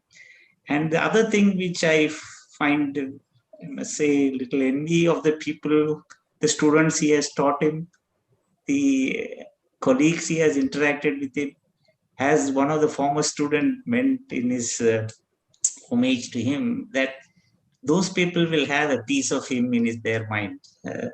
But people like us can only sort of admire him and tell to the youngest students, use Professor Kesav Nori's life as a role model. I think you won't go wrong in that. And with that, I will, offer my heartfelt condolence to his family. And Madhav, I know him, and I will just convey my condolence to him as well. And may his soul rest in peace. Thank you. Thank you, Ramki. We now move on to... Whether Director IIIT is there? Yes, I know. PJ Narayanan, Director IIIT Hyderabad. I request you to come forward and say a few words. Yeah, I'm not sure if he's there. Yeah. No? Move on to the next. Okay.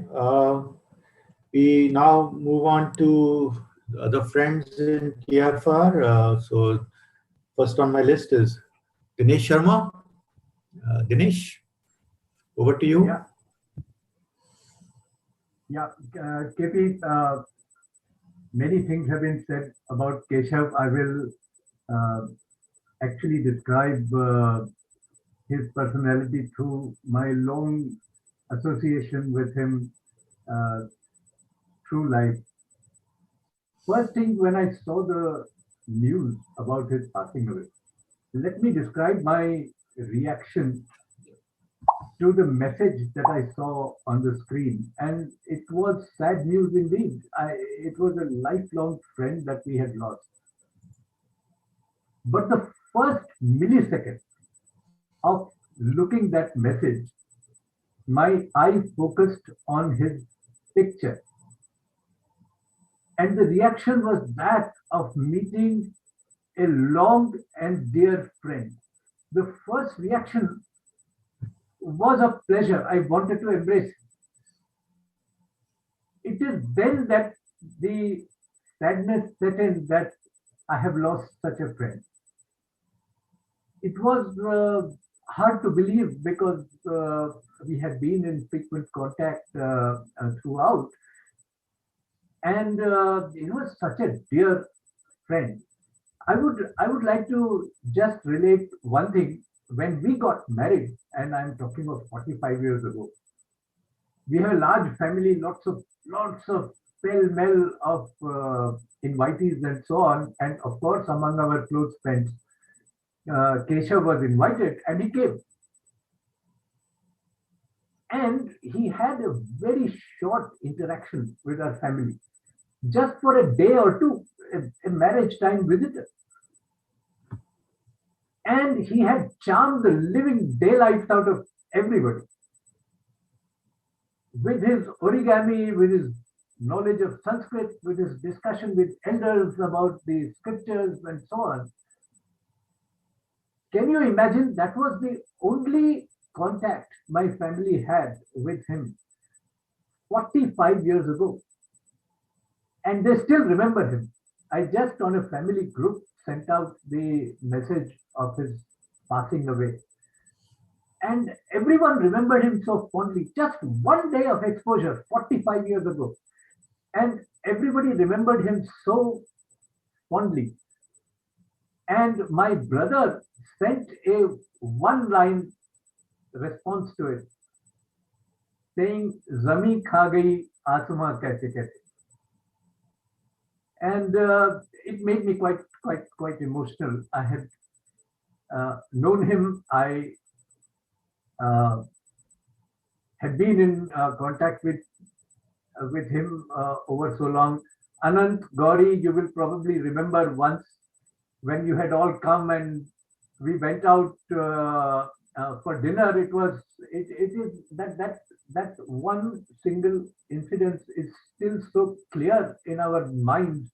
That incident, that was the kind of a person he was, that he can impress people who are not technical, who didn't know him through his technical accomplishments, and he can leave such an impression on an ordinary household that 45 years later, this is the impression that they had of him. And while I offer my condolences to the family, we also celebrate his life and the impression he has had on so many people. A colleague just remembered him, Rajat Muna. He is the director of IIT Bhilai now, and he had been taught by him, and he remembered his teaching and how students fell over each other to work with him. This is the kind of impression that Kesav left on everyone, and we will surely miss him. We will miss him, but we will also cherish with great pleasure the moments that we had with him. And just look at this gathering. I looked with pleasure on so many people that we haven't met for so long. I see Soundararajan here, I see Vijay Rahman here. These are close friends and we hadn't been in touch, and through him, I think it is fitting in tribute to him that so many close friends who had not been in active contact for so long have come together. And I think that is a proper tribute to Kesav. So we remember him with fondness and pleasure the time that we spent with him. And of course, we will all miss him his absence will definitely be missed and we'll be sad for it. But we also cherish the pleasure that he brought to so many lives. That's all I have to say. Thank you, Dinesh, for very heartfelt feelings about Kesav. May I please interrupt? Dinesh, can you please repeat that line that your brother sent to you? I didn't catch it. Zameen something and then? Zameen kha gayi, asma kaise kaise. So great people who are compared to the sky, and the earth has gobbled up such great people. I got the first part, but asma, what is the last part? Zameen kha gayi, asma kaise kaise. Of what magnitude, of what greatness were the people who have been gobbled up by the earth? He was condoling his passing away. Thank you. Okay. So Neela, will come to you a little later. Shobna is next. Yeah.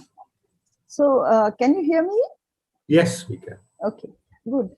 So as Dinesh pointed out, Kesav Nori was a person who charmed and touched everyone who came in his way. And that has been said over and over again. And when he came for our marriage, which was in Patna, he essentially, I think he had picked up origami just then for some time. He would pick up things, learn it to its, to the great accomplishment, and then demonstrate to everyone how easy it is. So that was remarkable. I must say that I was actually lucky to be in contact with Kesav Nori in TIFR through the badminton team. KP had just mentioned about the badminton. Of course, everyone mentions badminton, everyone who sort of knows. So he was the champion. And suddenly we were told that, mixed doubles have to be there and all of you have to play. And I was lucky to be Keshav's partner. And this was such a fantastic experience because, I knew some badminton, of course, and we were the champions eventually, but he guided us so gently as compared to Chandrasekhar Jain, for instance, who also used to play badminton. And Jain would be so ruthless in the critique that it was really quite, disheartening. But Kesav would be so protective, so such a gentleman, and absolutely, full of patience to teach everyone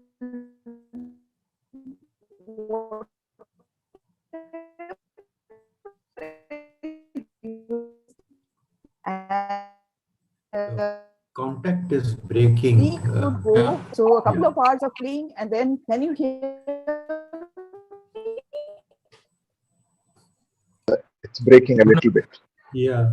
Shobna, can you switch off your video temporarily? Can you hear me? Can you switch off your video temporarily? And yeah. Yeah, I have done so. Can you hear me better now? Can you repeat? Yeah, now it is better. Last few sentences, please.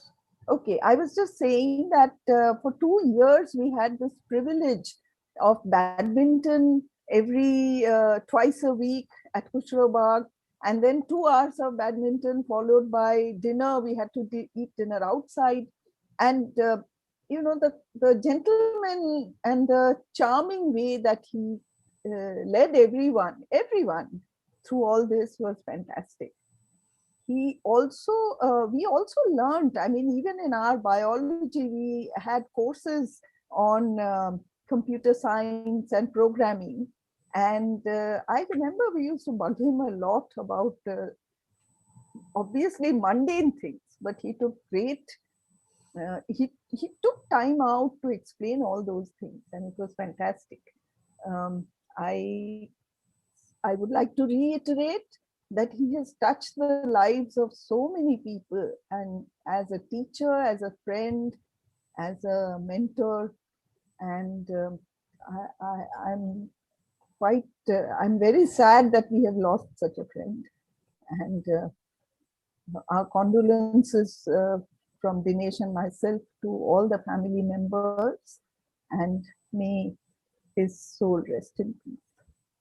Thank you. Thank you, Shobna. We now move on to Neelam Sundarajan. Baji. Baji is not here. I thought I saw him. Yeah, you are there. Okay. Take me or Baji? I can see you. You go ahead. Baji is not going to be able to speak. Oh. Baji is not going to be able to speak. I see. I'm sorry to hear that.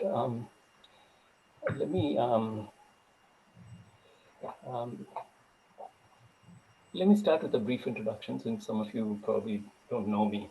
My name is Neelam, and I did my PhD in computer science in TIFR during 72 through 78. So Kesav and I became very good friends. I think for at least some time, our offices were just a couple of doors away from each other. So naturally, we became good friends. But it was also because Kesav, as so many people have said, was such a warm and wonderful human being that you could not help being a good friend. I think nearly everybody that came into contact with him counted him as one of their best friends. I certainly did. So it was really, as Dinesh said, the first thing that happened to me. Also, the first thing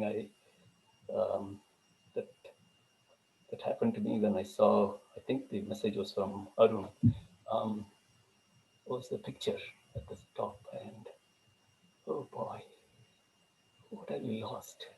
That was my initial reaction. I mean, such a warm and wonderful being. We lost him. Kesav was always interested in hearing the details of whatever problem we were working on, I was working on, and probably that everyone else was the same thing. And he was not really, I mean, my work during my PhD was very theoretical, and although it was certainly about programming languages, it was very theoretical, and it was something called denotational semantics, and he was very interested in hearing about all the details. And I was addicted to coffee. I still am. So I was addicted to coffee. I used to go off to the West Canteen every now and then.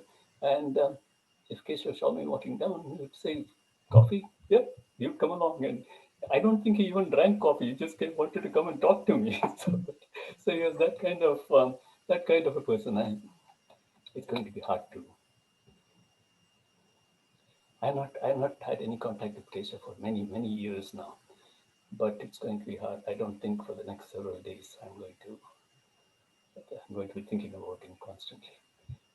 By the way, I just learned something when Matai was talking. Little louder. Sorry. Okay, can you hear me better now? Yeah. Okay. Yeah. Sorry. So I learned something when Matai was talking a little while ago. My BS, I did not go to any IIT. So my BS and MS, BSc I should say, and my MSc were in physics. And I joined TIFR, in fact, to do a PhD in theoretical physics. But I had met Matai during the interview process for entering TIFR. And Matai persuaded me that I should also consider doing a PhD in computer science instead. So that's how I started working in computer science. But I knew very little about computer science. And Matai told me, we have this new machine called the PDP-11, which is for a military project, but the staff is not here. Why don't you go and play with it and see what you learn? And boy, did I have fun playing with the PDP-11, and I learned a lot of computer science by doing that. I can still read assembly language code written in PDP-11. So those of you who are in computer science will know how hard it is to read assembly language code. And I have not seen assembly language code, I don't know for how many decades, but I can tell you, I will be able to read PDP-11 assembly language code. Okay? And what I didn't know until Matai mentioned it was that Kesav was instrumental in choosing the PDP-11 for that project. Thank you, Kesav. Thank you. I also learned something when Madhur was talking, that Kesav was a good cook and could cook upma. I didn't know that. Grover was our cook for the students who had joined TIFR in 1972. But Grover is from Punjab, but I'm Tamil. I don't eat Punjabi food. So, and I wish I had known that Kesav was a good cook. I would have bugged him to cook for me. So, one couple of more things and I will stop. Kesav was not only warm and friendly. Yes, many people had said he had a gregarious personality and could talk to anybody. Professor Aran, as many people used to call Professor Narasimhan, was the head of the computer group. I was intimidated by Aran. I don't think I was the only one. It was nearly impossible to get a word out of Aran, and I just could not talk to the man. But often during lunchtime, Kesav would drag me to Aran's table, and not only would he get Aran talking, but on occasion, Aran would even crack a smile. I was amazed. So if you at all knew Aran, you would recognize what a difficult task that was. I'll end on a serious note. I have very fond memories of my time in TIFR, decades ago though it was. And Kesav was one of the reasons for those memories. One of the main reasons for those memories was Kesav. Truly a great loss. With so much anger and hatred in the world, it's indeed unfortunate that we have lost such a great man. But I'm sure that Anant and Gauri will carry on their father's tradition of caring for everyone, great and small. Thank you. Thank you. Thank you, Neelam. Very heartfelt, very emotional. Let's move on. Is Kapil Ranjpe? Yeah. So, I am at this meeting which has been organized by the TIFR Alumni Association somewhat under false pretenses. You see, I did not get to know Kesav through TIFR. Rather, it was Kesav who brought TIFR to IIT Kanpur, where I was a student. Not just in this sense that he came to TIFR, to IIT Kanpur from TIFR, but he also brought a kind of culture of TIFR to IIT Kanpur. And this meant a research-oriented thinking about everything. This may appear serious to those who do not know Kesav, but in fact, humor and fun were very much part of his approach. So it became one part of research too. There was no longer a boundary between the fun part of student life, which lies in the student activity center, and the study part of student life. To be clear, it was not just about enjoying what one studied, but actually injecting and inserting humor and fun into the kind of programs. I mean, there were programs which would output things like ha and things like that. I mean, if you got it right, if you got it wrong, something else.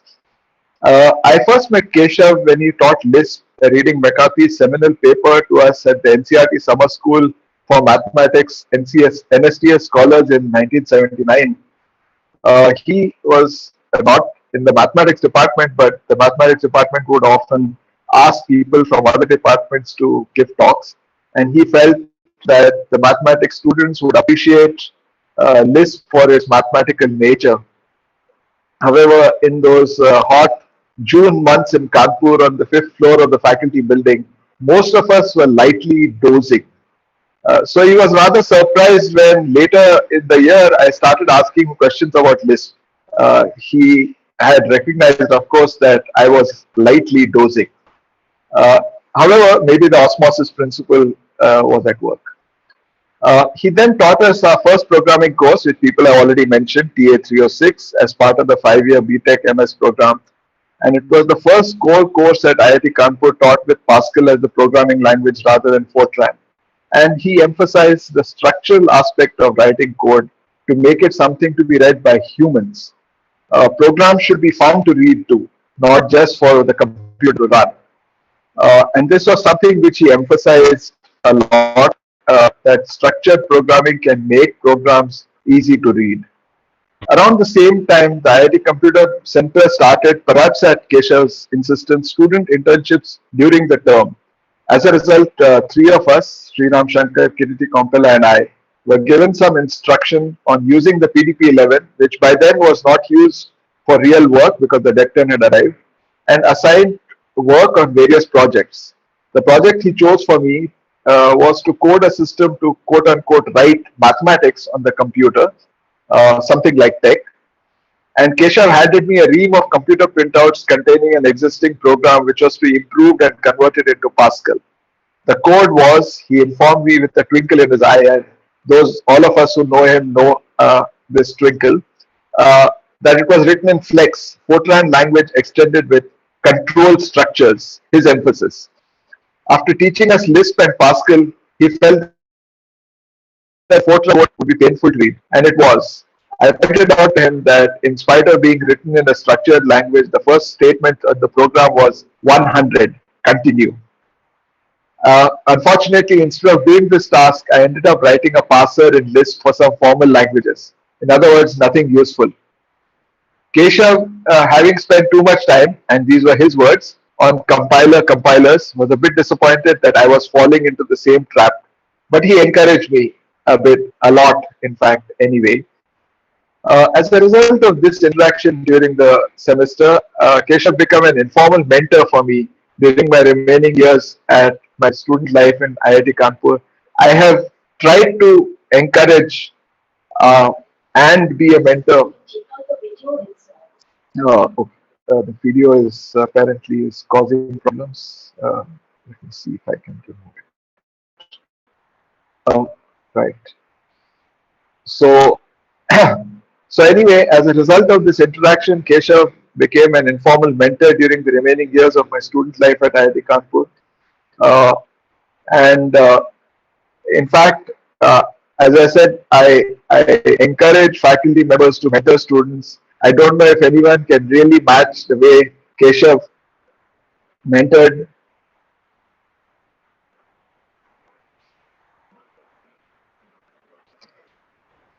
Not only me, but many others have come.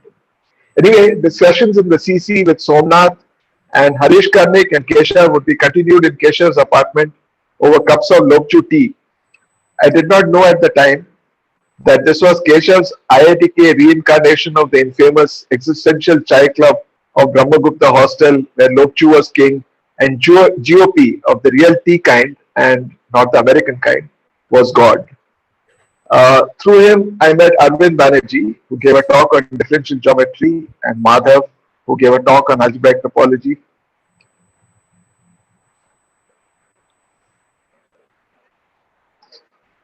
You lost your... Yeah, sorry. No, it's just I'm kind of getting a hold of myself. Because of them, because both of them were from TIFR and I was hooked.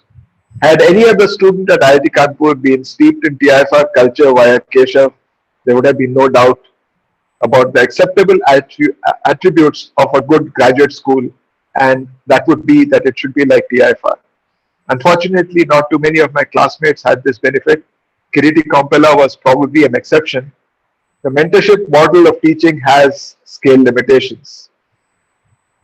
One story shows how he dealt with students. One brilliant student hacker, who will remain unnamed, managed to bring the Tech 10 in Kanpur to a slow grinding halt. It became slower and slower and slower. And Kesav immediately figured out who the student was, went to his hostel room, met him and said, "Go and fix it." No more action was required. This should be a lesson to those who run computer centers with undergraduates even today. Years later, I met Kesav unexpectedly at a meeting to discuss the formation of sets. He was representing TCS, one of the private sector partners, and I was representing IMSC or Math Science, which was an academic partner. However, this encounter was unexpected only for me. Kesav had looked at the list of committee members before coming to the meeting, and this was another lesson he taught me. More recently, he came to Chandigarh to give the convocation address at UIET. It was wonderful to get a call from him, and we got together. Even meetings with Keshav post IIT Kanpur was sparse. His team continued to encourage me to to keep up my interaction with programming and computer science while pursuing mathematics. As far as mentoring was concerned, he passed the baton on to Madhav, who mentored me after I joined TIFR. So, in closing, while offering my condolences to his family who are here and others who undoubtedly feel a tremendous loss, this is just my statement here is just to underline that there are many of his students and what we call mentees who will miss him, and we wish to share that burden. Thanks to the TAA for giving me this opportunity to speak about Keshav. Thank you, Kapil. KP Rangarajan is in the audience. S. Rangarajan. Okay, we'll pick up later. Let's move to Shubir Sarkar. Thank you, KP. Shubir? Yeah, thanks. Can you hear me? Yeah. And, yes, can hear you. Thanks to Mathai Joseph for suggesting that I might have the chance to say a few words.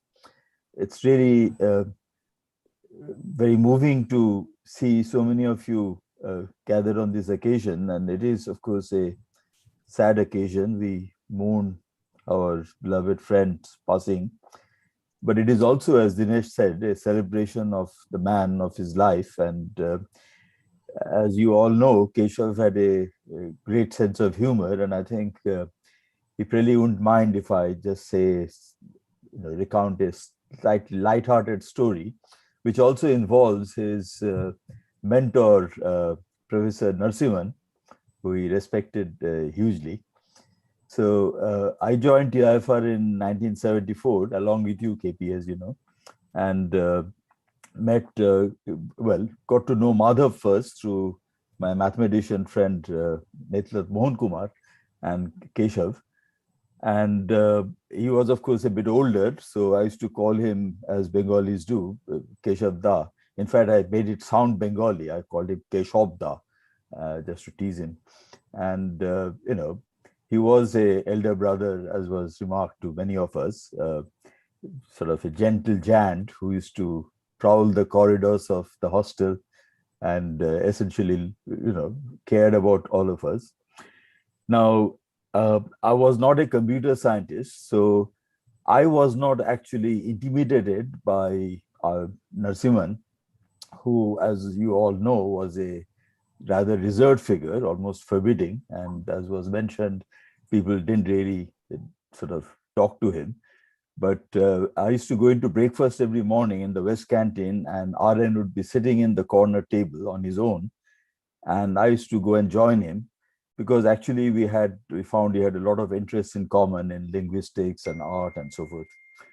And so Keshav noticed this, because he used to come in sometimes, close to when the canteen was about to close at 10 o'clock for a cup of tea, and he would see us there. And so one day he stopped me in the corridor and he said, I see you talk a lot to RN. What is he teaching you? Because he knew that I actually worked on cosmic ray physics and nothing to do with computing science.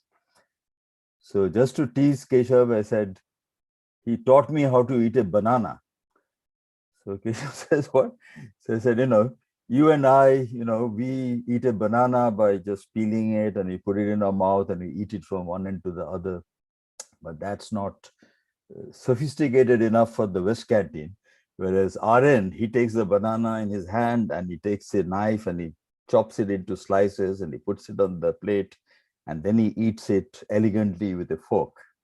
So Keshav says, oh, at least I'm glad he is not talking to you about compilers, because that's what he thought we had in common. And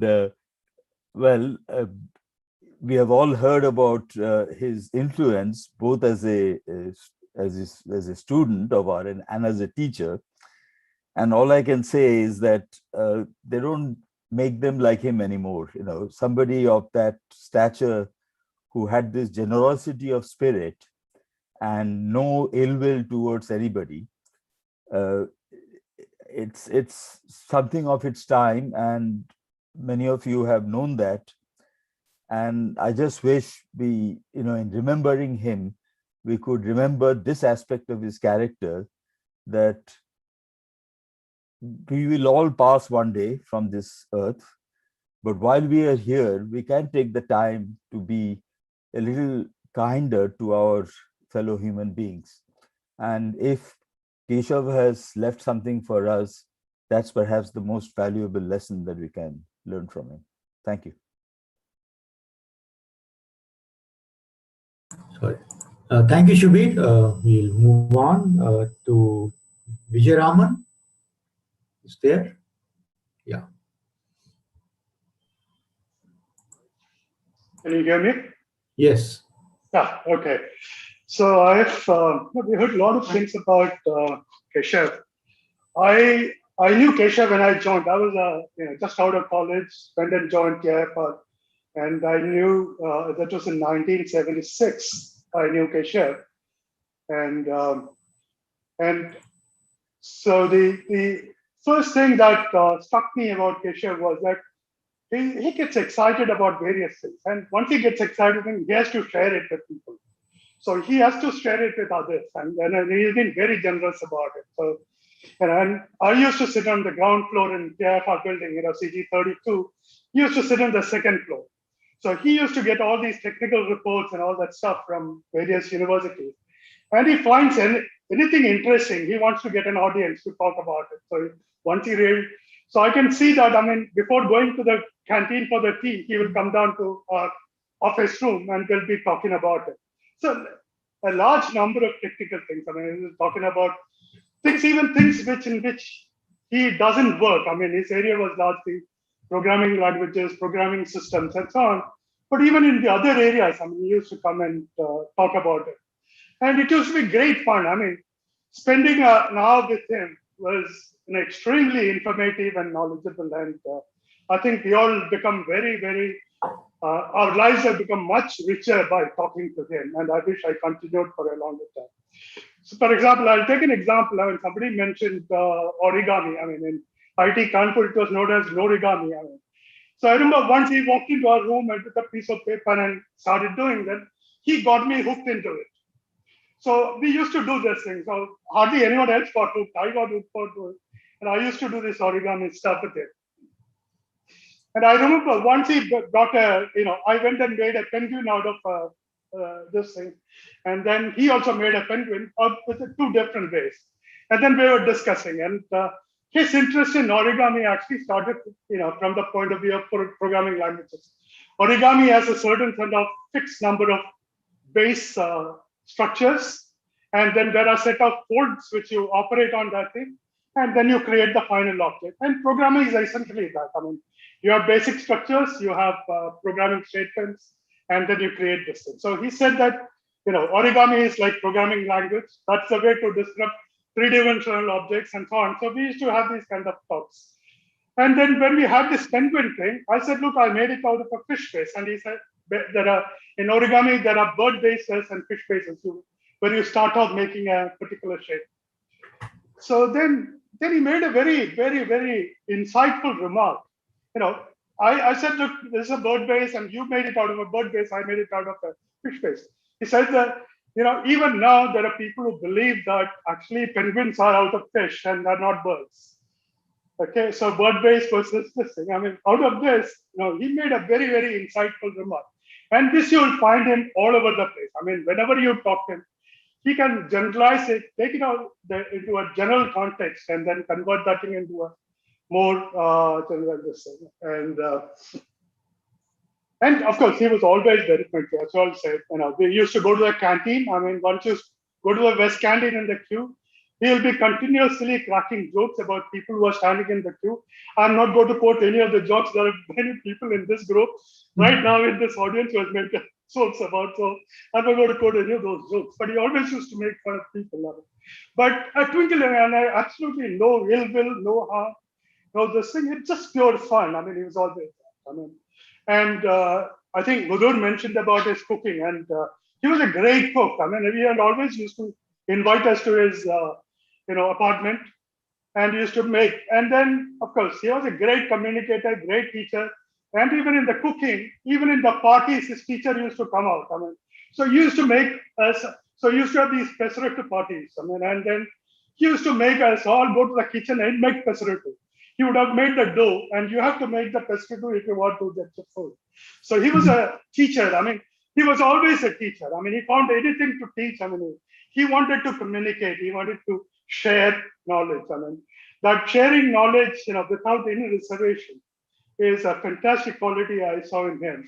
And I wish I had continued contact with him even later. After he left TIFR, I was hardly in touch with him. By the time I moved to Pune and settled down, he had moved out of Pune. He had gone to Hyderabad. So we never had any contact. But I wish I had continued to be in touch with him. My life would have been a lot more richer if I had communicated with him one day. So let me conclude here. Let me convey my heartfelt condolences to Madhav, Lakshmi, Anand, and Gauri. I've met Madhav and Lakshmi briefly just once. I haven't met his children, but let me extend my heartfelt condolences to him. And thanks to KP and Arun for having me here on this function. Thank you. Thank you, Vijay Rahman. We now move on to Shivananda Karnavi. Hello. Yes, we can hear you. Okay. Yeah. First of all, I would like to thank TIFR Alumni Association and Dr. Grover for inviting me to this gathering to celebrate Professor Nori's friendship with all of us. Because I am not an alumnus of TIFR, and I did study in IIT Kanpur, but then that was a few years before Professor Nori came to IIT Kanpur to teach. So I never, our paths didn't cross till very late. And first time I had a serious interaction with him was about 20 years ago. When I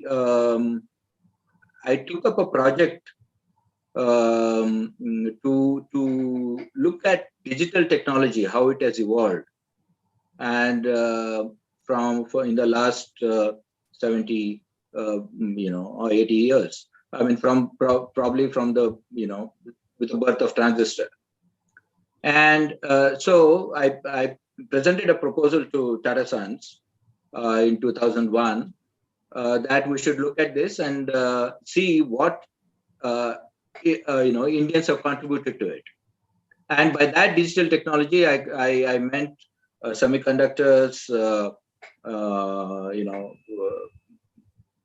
microelectronics, lasers, fiber optics, everything that goes into present day digital ecosystem, and of course, computing, telecom, and the internet. And so that was a broad canvas. And the Tata Sons took it up very enthusiastically as a part of a project for the Tata Centenary, which was coming up in 2004. And I started working on it on 2002. At that time, I took a sabbatical. I was working in Business India as an editor. And from theoretical physics, I had moved to business journalism. And,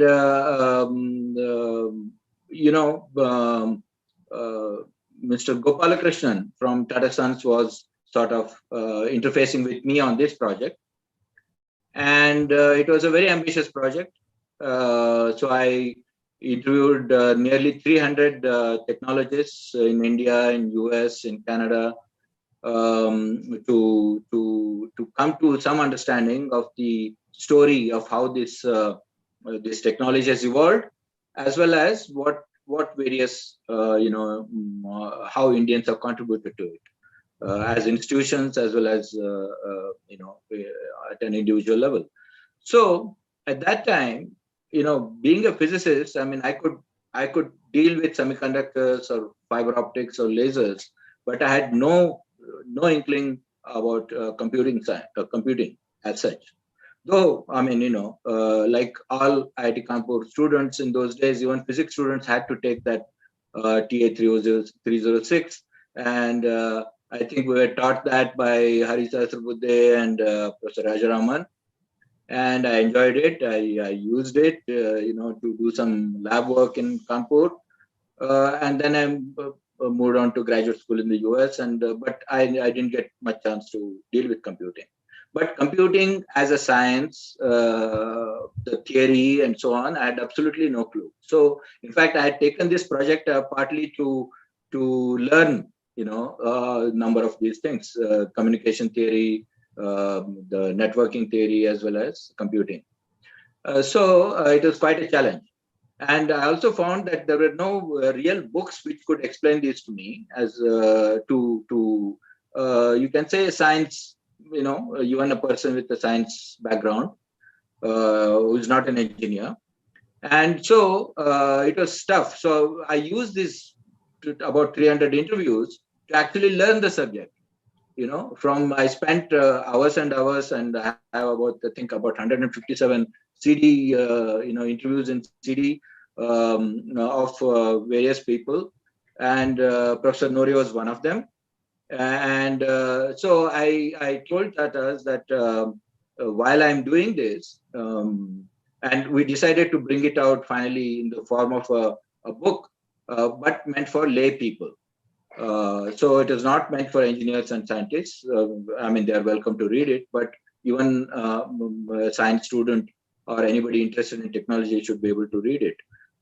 So that was this thing. So finally, it did come out. It was called Science to Silicon, and I was lucky enough to have Professor Narasimhan release it when Tata McGraw released it in 2004 in Bangalore, and I think Professor Ramani was there in that release function in Bangalore. And that is the time I also interacted with Professor Narasimhan, and while I was researching for it, and I got all the stories about TIFRAC and and his how he got interested in pattern recognition through cloud chamber and bubble chamber photographs and interpretation of that and so on and so forth. But anyway, the thing is, Professor Nori became my major resource to learn computing. And so I told Tatas that I need a technical review committee, which will also go through the chapters I'm writing, that it should be correct while it is being, delivered at a popular level, that it should be correct. I shouldn't say anything wrong in that. I'll try my best not to vulgarize it, but try to be, as good a communicator as possible to non-engineers and non-specialists. But at the same time, I don't want to be wrong.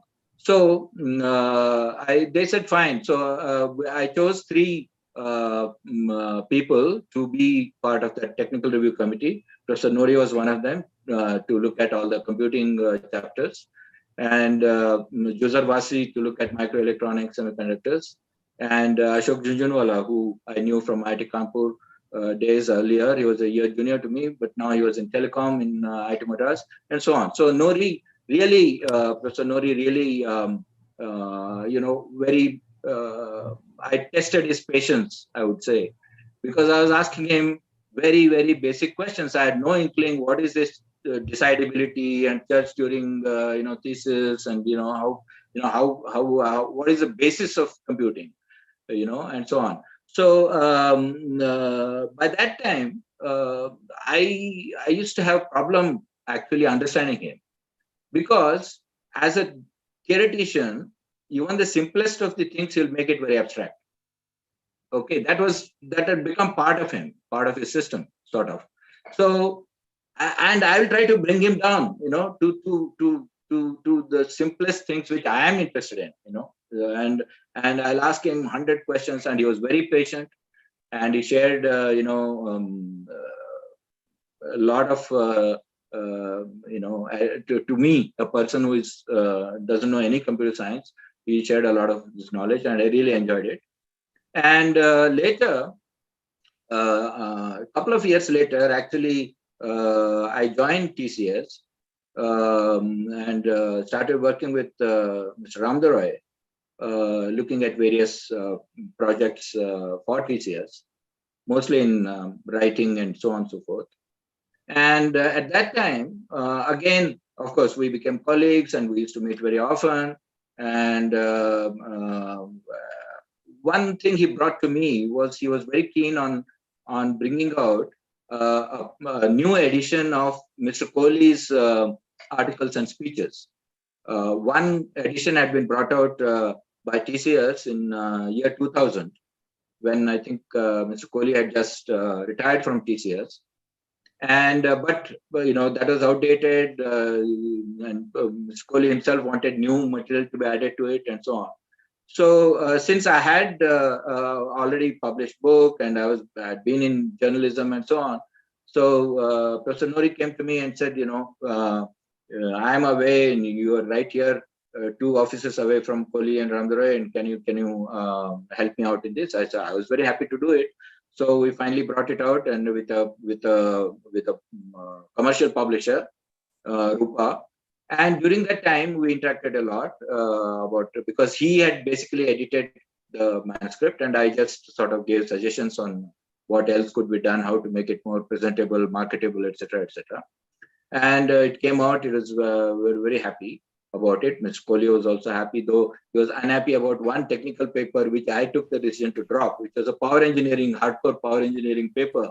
But that is a paper which actually, you know, laid the basis for later PGCIL and so on, and also one, you know, in recognition of that work, that Mr. Kohli was made the fellow of IEEE. He was as a power engineer, not as a computer science person. So anyway, so I had taken the editorial decision to drop that paper, and so Kohli was, I mean, he remembered it for a long time. Though I told him, the publisher said this is too technical and I don't know, you know, whether we should have it. Whereas the rest of these talks were about computing, about IT, and so on and so forth. You know, in fact, the title was IT Revolution or something like that. And anyway, so after that, immediately after that, that was, I think, that book came out in 2006.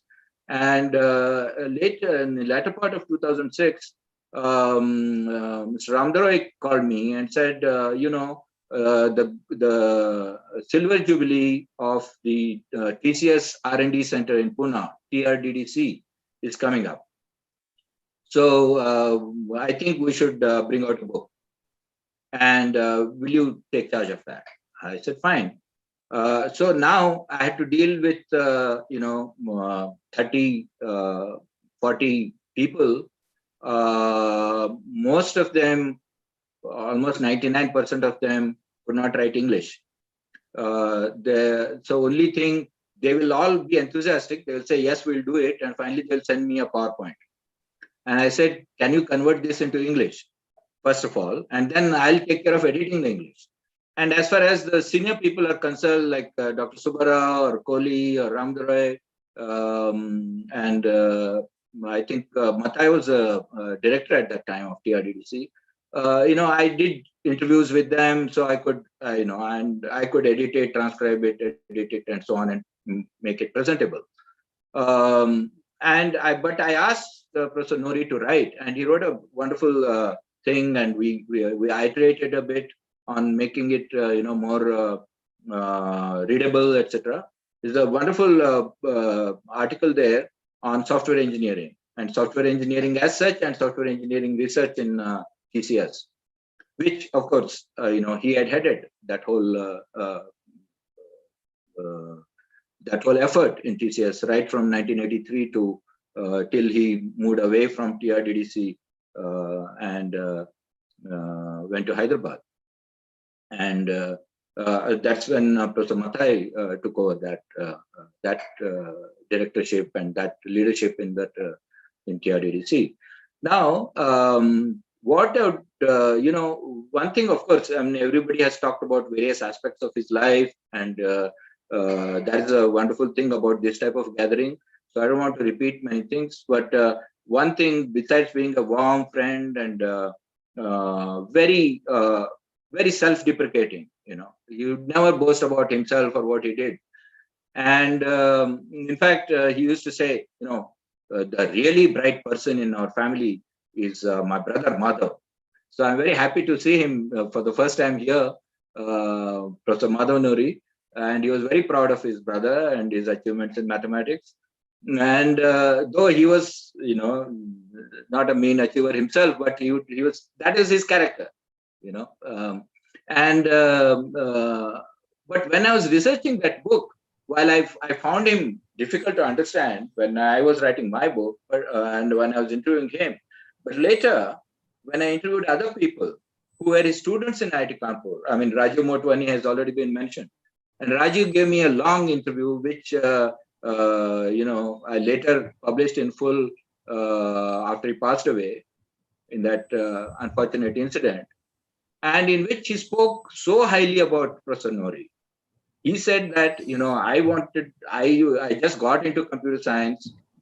Actually, I wanted to do mathematics, but I was not sure whether I'll get a job or I can earn a living in mathematics. And just then the undergraduate program in IIT Kanpur started, and I got into IIT and I joined the computer science. And right then, Nori came there to teach us. And he created such an ecosystem. He said he was a brilliant teacher. Not only he was a brilliant teacher in the classroom, but outside was even more important, the interactions he had with us.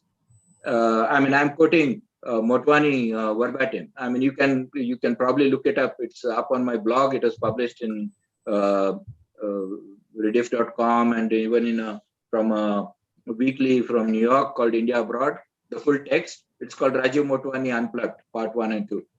And he said, one of the things he did to create interest in computer science for us was just then DEC and VAX had come in, and we had a remote terminal, and we were given passwords.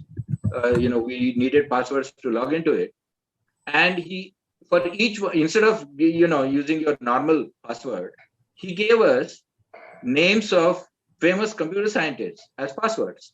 So somebody has Nuth, and apparently Rajiv Motwani was given Bob Floyd. And Bob Floyd was his password.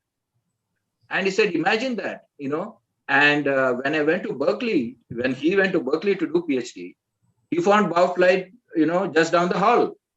And he said, what a thing it was for me to see Bob Floyd in person, who was my password in Kanpur, thanks to Nori. And then later I even collaborated, I even wrote a paper with Bob Floyd and so on. So he was so, effusive about Nori's informal, teaching outside the classroom as well, and so on. And in fact, he told me, he went on record to say that, I did PhD in Berkeley, and at that time when I interviewed him in 2002, he was director of graduate studies in Stanford, and he had already won the Gödel Prize, and he mentored Brin and Page, as others mentioned. And he was so effusive. He said, I'll still say that as far as undergraduate teaching is concerned, what I got in Kanpur was much better than what I saw in Berkeley and Stanford. And he went on record being the director of graduate studies in Stanford. And in that impression, and that was, and just then I remember Agarwal, Manindra Agarwal and his students' paper had come out. And, and just then it had come out. So I asked him, what do you think about it? He said, oh, we are just checking it out, and it checks out, and it's a great achievement doing such a work with undergraduates, 2 undergraduates, and fantastic. This proves my point that, the IIT Kanpur undergraduate program is much better than what we are doing in Stanford and Berkeley and so on. Anyway, so that was just one thing. Another student of his from Kanpur who again did wonderful work. I met him later in CDAC, was Mohan Tambe. And Mohan Tambe, I don't know how many people remember, he and his group worked on GIST, GIST fonts and all that sort of thing. And that sort of, in those days, in the early 90s, it revolutionized publishing in India. For the first time, Indian language publishing became possible, in the early 90s. And Mohan Tambe, because already, he was a student of Nori in Kanpur. And Nori had done several things there, including the language program, which later, of course, he took up with Rajiv Sangal in IIIT. The Anusaraka and so on, natural language translation packages and so on. And along with that, and that's it's Tambe also had worked on that project, and later when he joined CDAC and all that, he got into DTP, etc. So I at least have testimony. I was not his student, but at least I have testimony of two bright students of his who thought very highly of Professor Nori. And my own experience with him was excellent. I mean, he was, he always used to treat me like a friend, even though I was, so many years junior to him. And we, especially when we brought out finally that book, which I edited, it was called Research by Design, Innovation and TCS. And he has written a beautiful piece there. And we also collected about 25 to 30 specific cases of innovation done in TRDDC in that. And it was released on the Silver Jubilee by President Kalam, who he came to TRDDC at the time. That was very satisfying work. And in fact, I was very happy to see in the invitation, the photograph you used is from that book. And that photograph was taken by a friend of mine who was, we were organizing photo sessions with everybody in TRDDC as well. A friend of mine is a brilliant photographer, Palash Ranjan Baume, and he could see, size people in just a few minutes of conversation with them. So without knowing much about Professor Nori, he just said, "Oh, you are so professorial. Do you have suspenders?" He said, "Yeah, I wear them all the time." "Excellent, take off your jacket." And that's how you see him in suspenders, because it is so professorial, informal, professorial, warm, etc. Anyway, so I have very warm memories of him, and I kept in touch with him after he moved to Hyderabad. And in Hyderabad, he went back to his earlier passion. Because other than programming and computer science, his other passion was system engineering. Not many people know that he studied also system engineering in IIT Kanpur. And that's probably why he clicked with Kohli, because Kohli was the first person in India to start a master's level course in system engineering in Vijay TAA. And Professor Kelkar, who was at that time in Vijay TAA, this was before all the IITs and stuff came up, this is the 50s. And he encouraged Kohli to start a course in system engineering. And so Kohli was always, thinking about system thinking, system engineering, in consulting, in IT, and so on and so forth. And it really gelled with Nori very well.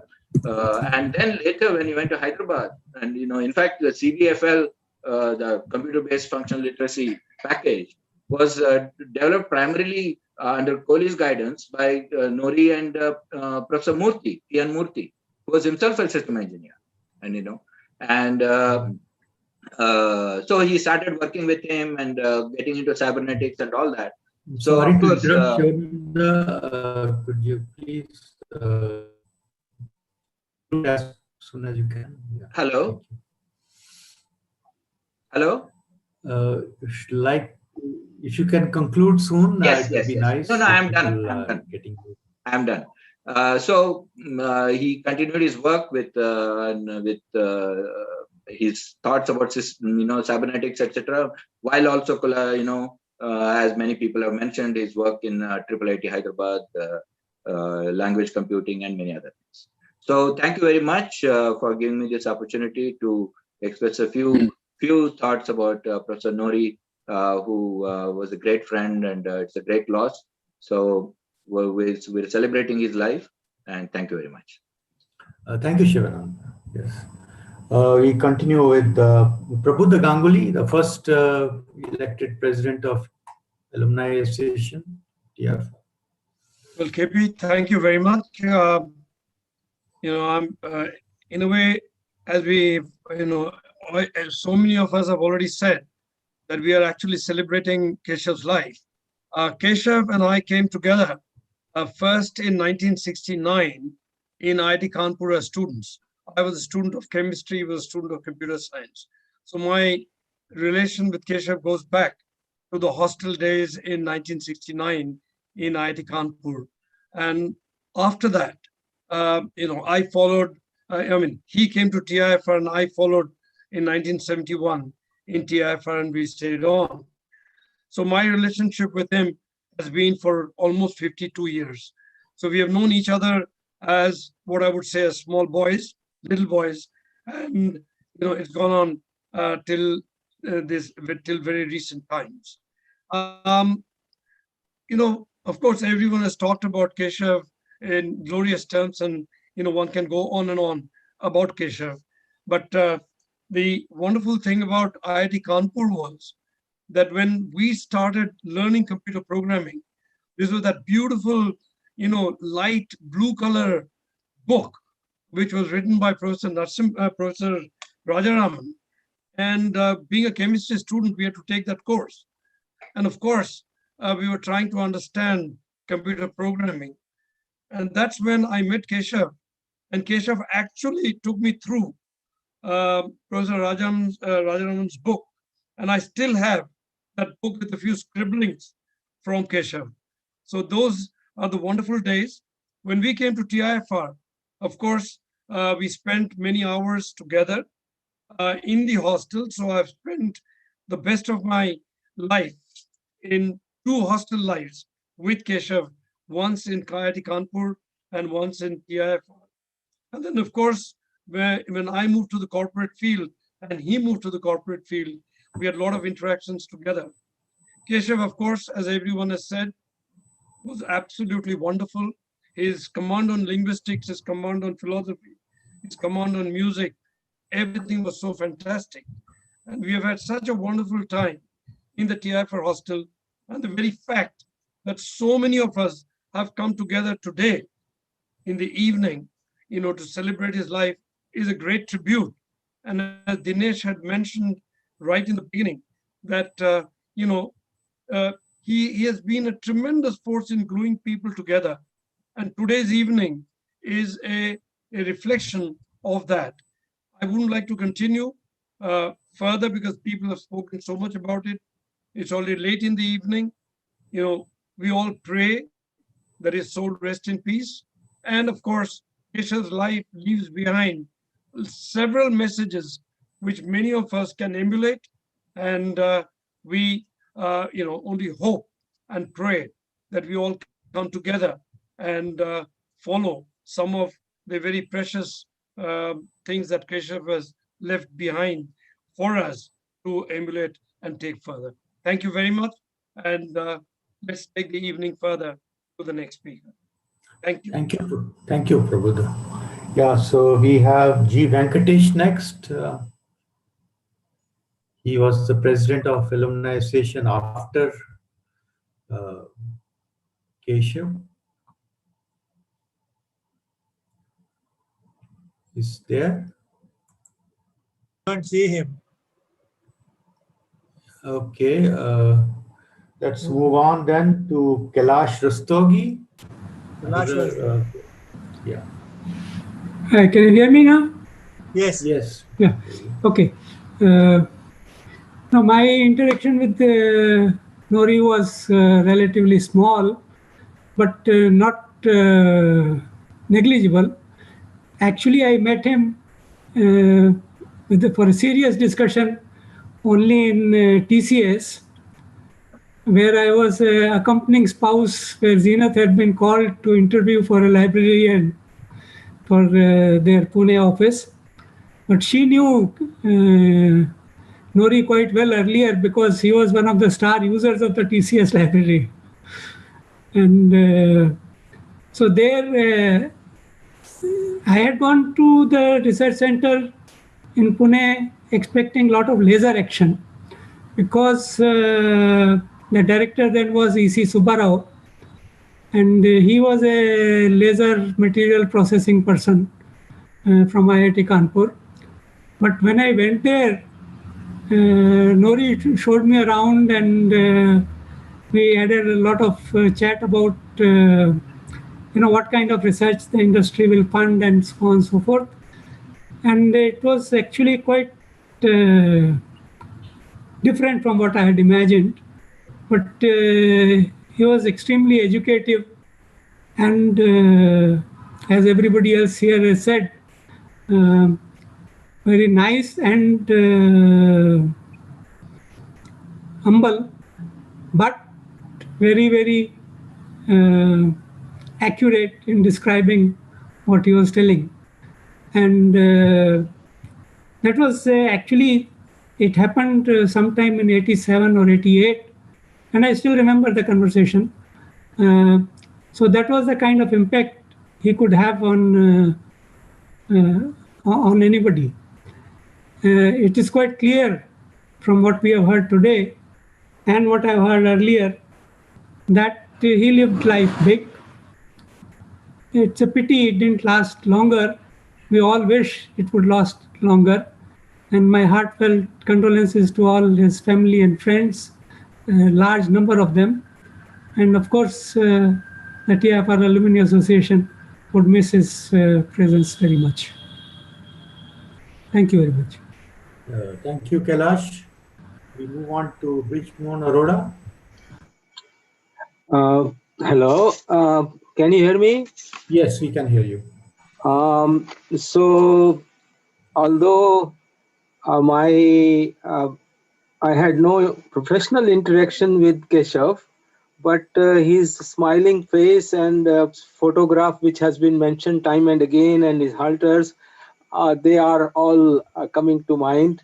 And I knew his younger brother much better, even though there is no professional interaction. And I also saw today in the picture a photograph which when his son was speaking, his daughter-in-law, whom I knew quite well, she is a PhD from electrical engineering from IIT Bombay, and I send my heartfelt condolences to the whole family, Madhav and everybody else. So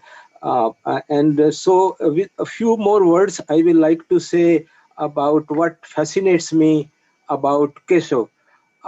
First thing is that he was thoroughly professional, and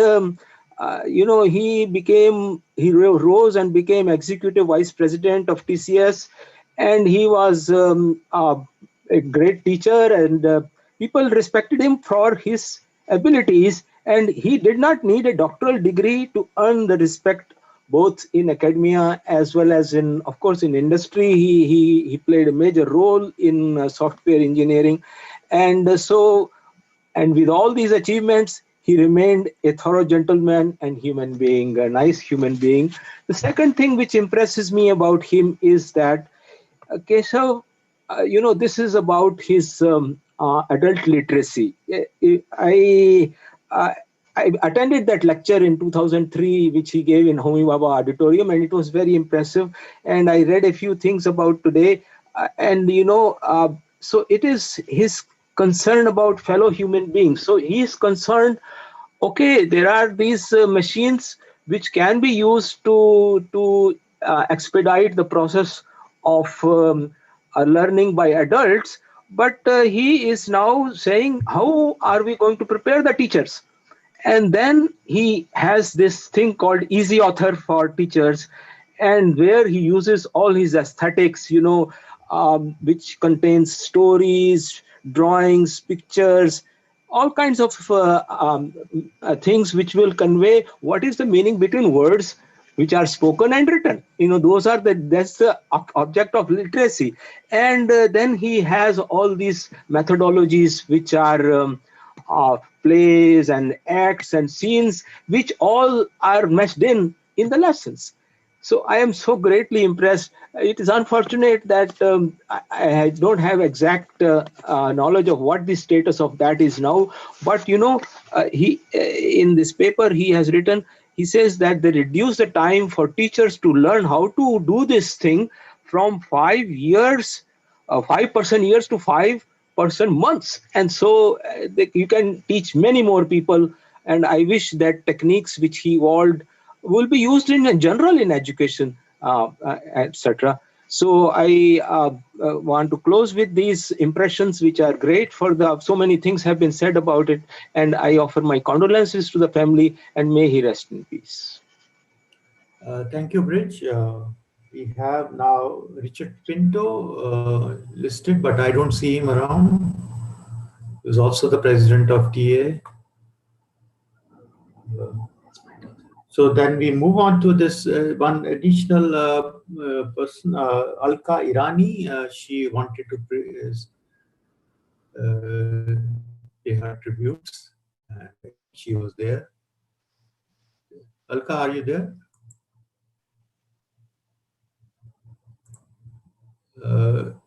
If not, I will maybe read out what she sent. Let me. JP, call Rangarajan, maybe she'll come back. Call Rangarajan. Rangarajan is there. Rangarajan. Yeah. Okay. Rangarajan, you would like to say something, please? Sure. Hi, friends. My contact with Kesav was brief, but very deep. He connected with each other so well, that so-called TAFR culture which was being talked about. He was an example of that. For me personally, I learned programming from him for a very particular reason. You know, I used to get those printouts and some of the interpretations I used to go to him. He used to say that put yourself into the place of you are the compiler. Then that will be the way you'll interpret those statements, which was very good. In fact, jointly, we have done a little exercise of trying to build a computer-generated alap of a rag. You know, I gave him some sequences and he puts them on that machine and he was able to generate some kind of alap, which is a very nice kind of exercise, spend time, etc. It's a wonderful, almost 3 hours, thanks to KP, Arun and others, having organized this tribute to this great man, and we'll cherish his memories forever, and my condolences to the family. Thank you. Thank you, Ranga. Nice to see you. And so maybe I can read out Alka's message she sent, but she said she'll join. She was there in the beginning. She was there. So, yeah. She says, I have very fond memories of Kesav. When we joined TFR, he was a senior researcher. He was always finding time to come to a room, CG34 at ground floor, occupied by Vijay, Sandhya, Kamla, Sridhar, Rao, especially after lunch, to have very light conversations on different topics and his original opinions on the subjects. He used to tell a lot of true stories. He used to teach us origami, the hobby he was excited about at that time. He had a philosophical bent. The topic he chose for his PhD, compiler itself suggests his vision for the future of computing. I remember my first air flight to Bangalore, where I had to install a Tech 10 accounting package in Bangalore. I was a bit nervous to fly alone, but fortunately Nori was going to Bangalore by the same flight. Nori was a very polished, soft-spoken, witty philosopher, always happy, and sometimes childlike when it came to learning or finding something new like origami. He was a born teacher and educator and was excellent at that. I feel so sad that all these days we could not meet. I believe Atma is Amar and we are born again and again. My sympathies are with the family. TFR was a playground, a platform for researchers. TFR provided the right atmosphere for peaceful, happy, creative people with positive state of mind. Research is not just an intellectual exercise. Purpose of any research is to solve a problem not solved before, which is ultimately for development, for benefit of mankind. When I think of all my colleagues in TFR and CST, each one a masterpiece in himself, I wonder why the country is not using their capabilities, wisdom, experience, knowledge after they retire. Perhaps the country does not understand their worth. In the existing situation, institutional support of platform is missing for such talented people. So I suggest an online institute headed by Dr. Ramani to achieve this. Nori has brought us together again. After my retirement, I almost changed my profession. I got involved in two organizations, one spiritual, Brahma Kumaris, and one social. a consortium of Indian scientists for sustainable development. But my researcher's mind helped me a lot. I wanted to find the truth, Satya, the knowledge about knowledge. Each one of us had at least one dream project. Mine is affordable education and training to all people, urban, rural, rich, poor, all religions, irrespective of all class and creed. Educating all is the real solution for India's growing population. Half of it is surviving on one meal per day. Research in language computing, artificial intelligence, networking, graphics, managing large and complex databases done by all major groups in NCST can be meaningfully used to make it possible. Alka Narvikar Irani. Okay. So we have come to the end. There'll be now a vote of thanks by G. Ravindra Kumar Ravi, Secretary of TAA. Yeah, thank you, KP. And I want to begin by thanking all of you who have gathered today to recall a very, very eminent alumnus of TAFR. I came much later, so I didn't have the pleasure, the fortune of knowing Professor Kesav Nori. But all that I've heard this evening, you know, the outpouring of emotion, the warm feelings that he continues to sort of bring up in people's minds when they think of him, and the charm and so many other things that you have all spoken about. I really regret that I have not, you know, met him recently in TAF or any other meeting. But I want to thank, you know, Arun for taking up this initiative, suggesting that we have a meeting like this to recall Kesav and everything that he meant to all of us. And various other people who have made this possible. I think Kishore also was very, very instrumental in putting things together. And I just want to end by saying that, well, as Ramki said, it's been a sad season. We've lost so many eminent people who were all well-wishers of TIFR, who made TIFR proud, who had TIFR in their hearts long after they have left. So we have to pass through this. We have to survive, and then, you know, taking these spirit along, we have to move forward and make all our efforts to make this place continue so that it continues to be worthy of what they meant. So thank you very much. And I just want to end by saying that wherever Professor Kesav Nori is, he's probably teaching computers, he's teaching origami, and he's charming people. So with these wonderful thoughts, I want to hand it back to KP. Okay, thank you everyone. This has been a wonderful gathering.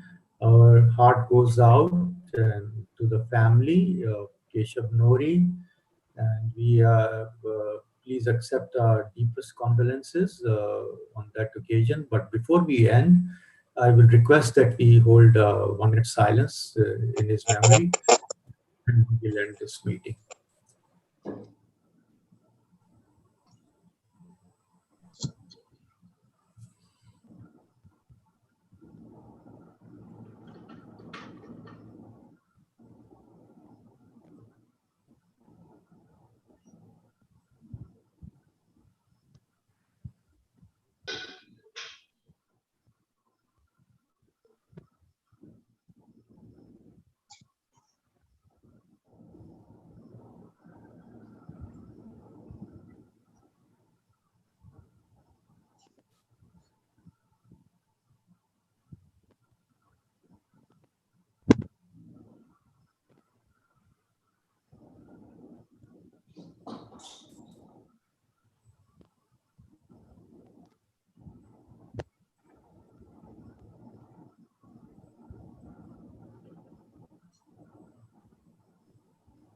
Okay, thank you everyone.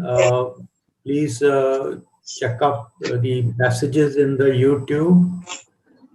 There are messages from various other people, Denis Sharma, and other alumni. And thank you again for joining and paying your tribute to the great personality that Kesav was, and that we are going to miss very badly. Thank you. Thank you. Arun, thanks a lot for bringing us all together on this occasion. It's after a long time that many of us have met together. It is a sad occasion, but we have been able to share our feelings about Keshav in this group. And particularly many people, great to see Neelam, to see Vijay, to see Rajshri. I haven't seen them for so long. So Gauri, Anant, our condolences, Rajshri, and Madhav. And thanks a lot to the Alumni Association for bringing so many people together to pay their tributes. The meeting wouldn't have been possible without Kishore Menon, because idea is an idea, but to implement it required a great help, and Kishore came along immediately. Deepan also approved it, so I am grateful to all of you that second call didn't have to be made to anyone. Any one call was enough, and everybody responded. Thank you very much. And also Satya Great job from done. TIFR. All Dr. of you, Satya great Narayan. job done. Great job done. Thank you, KP and Professor Grover, for organizing it. And Menon Saab, thanks to you also. Bye. Thank you, everyone. Thank you so much. Thank you. Thank you. Thank you. Thank you, KP. Welcome. Thanks, KP. Thank you, Anand. And Thank you. Thank you, KP and Arun. I really appreciate it. Thank you very much. Thank you. Bye, everybody. Bye, Madhav.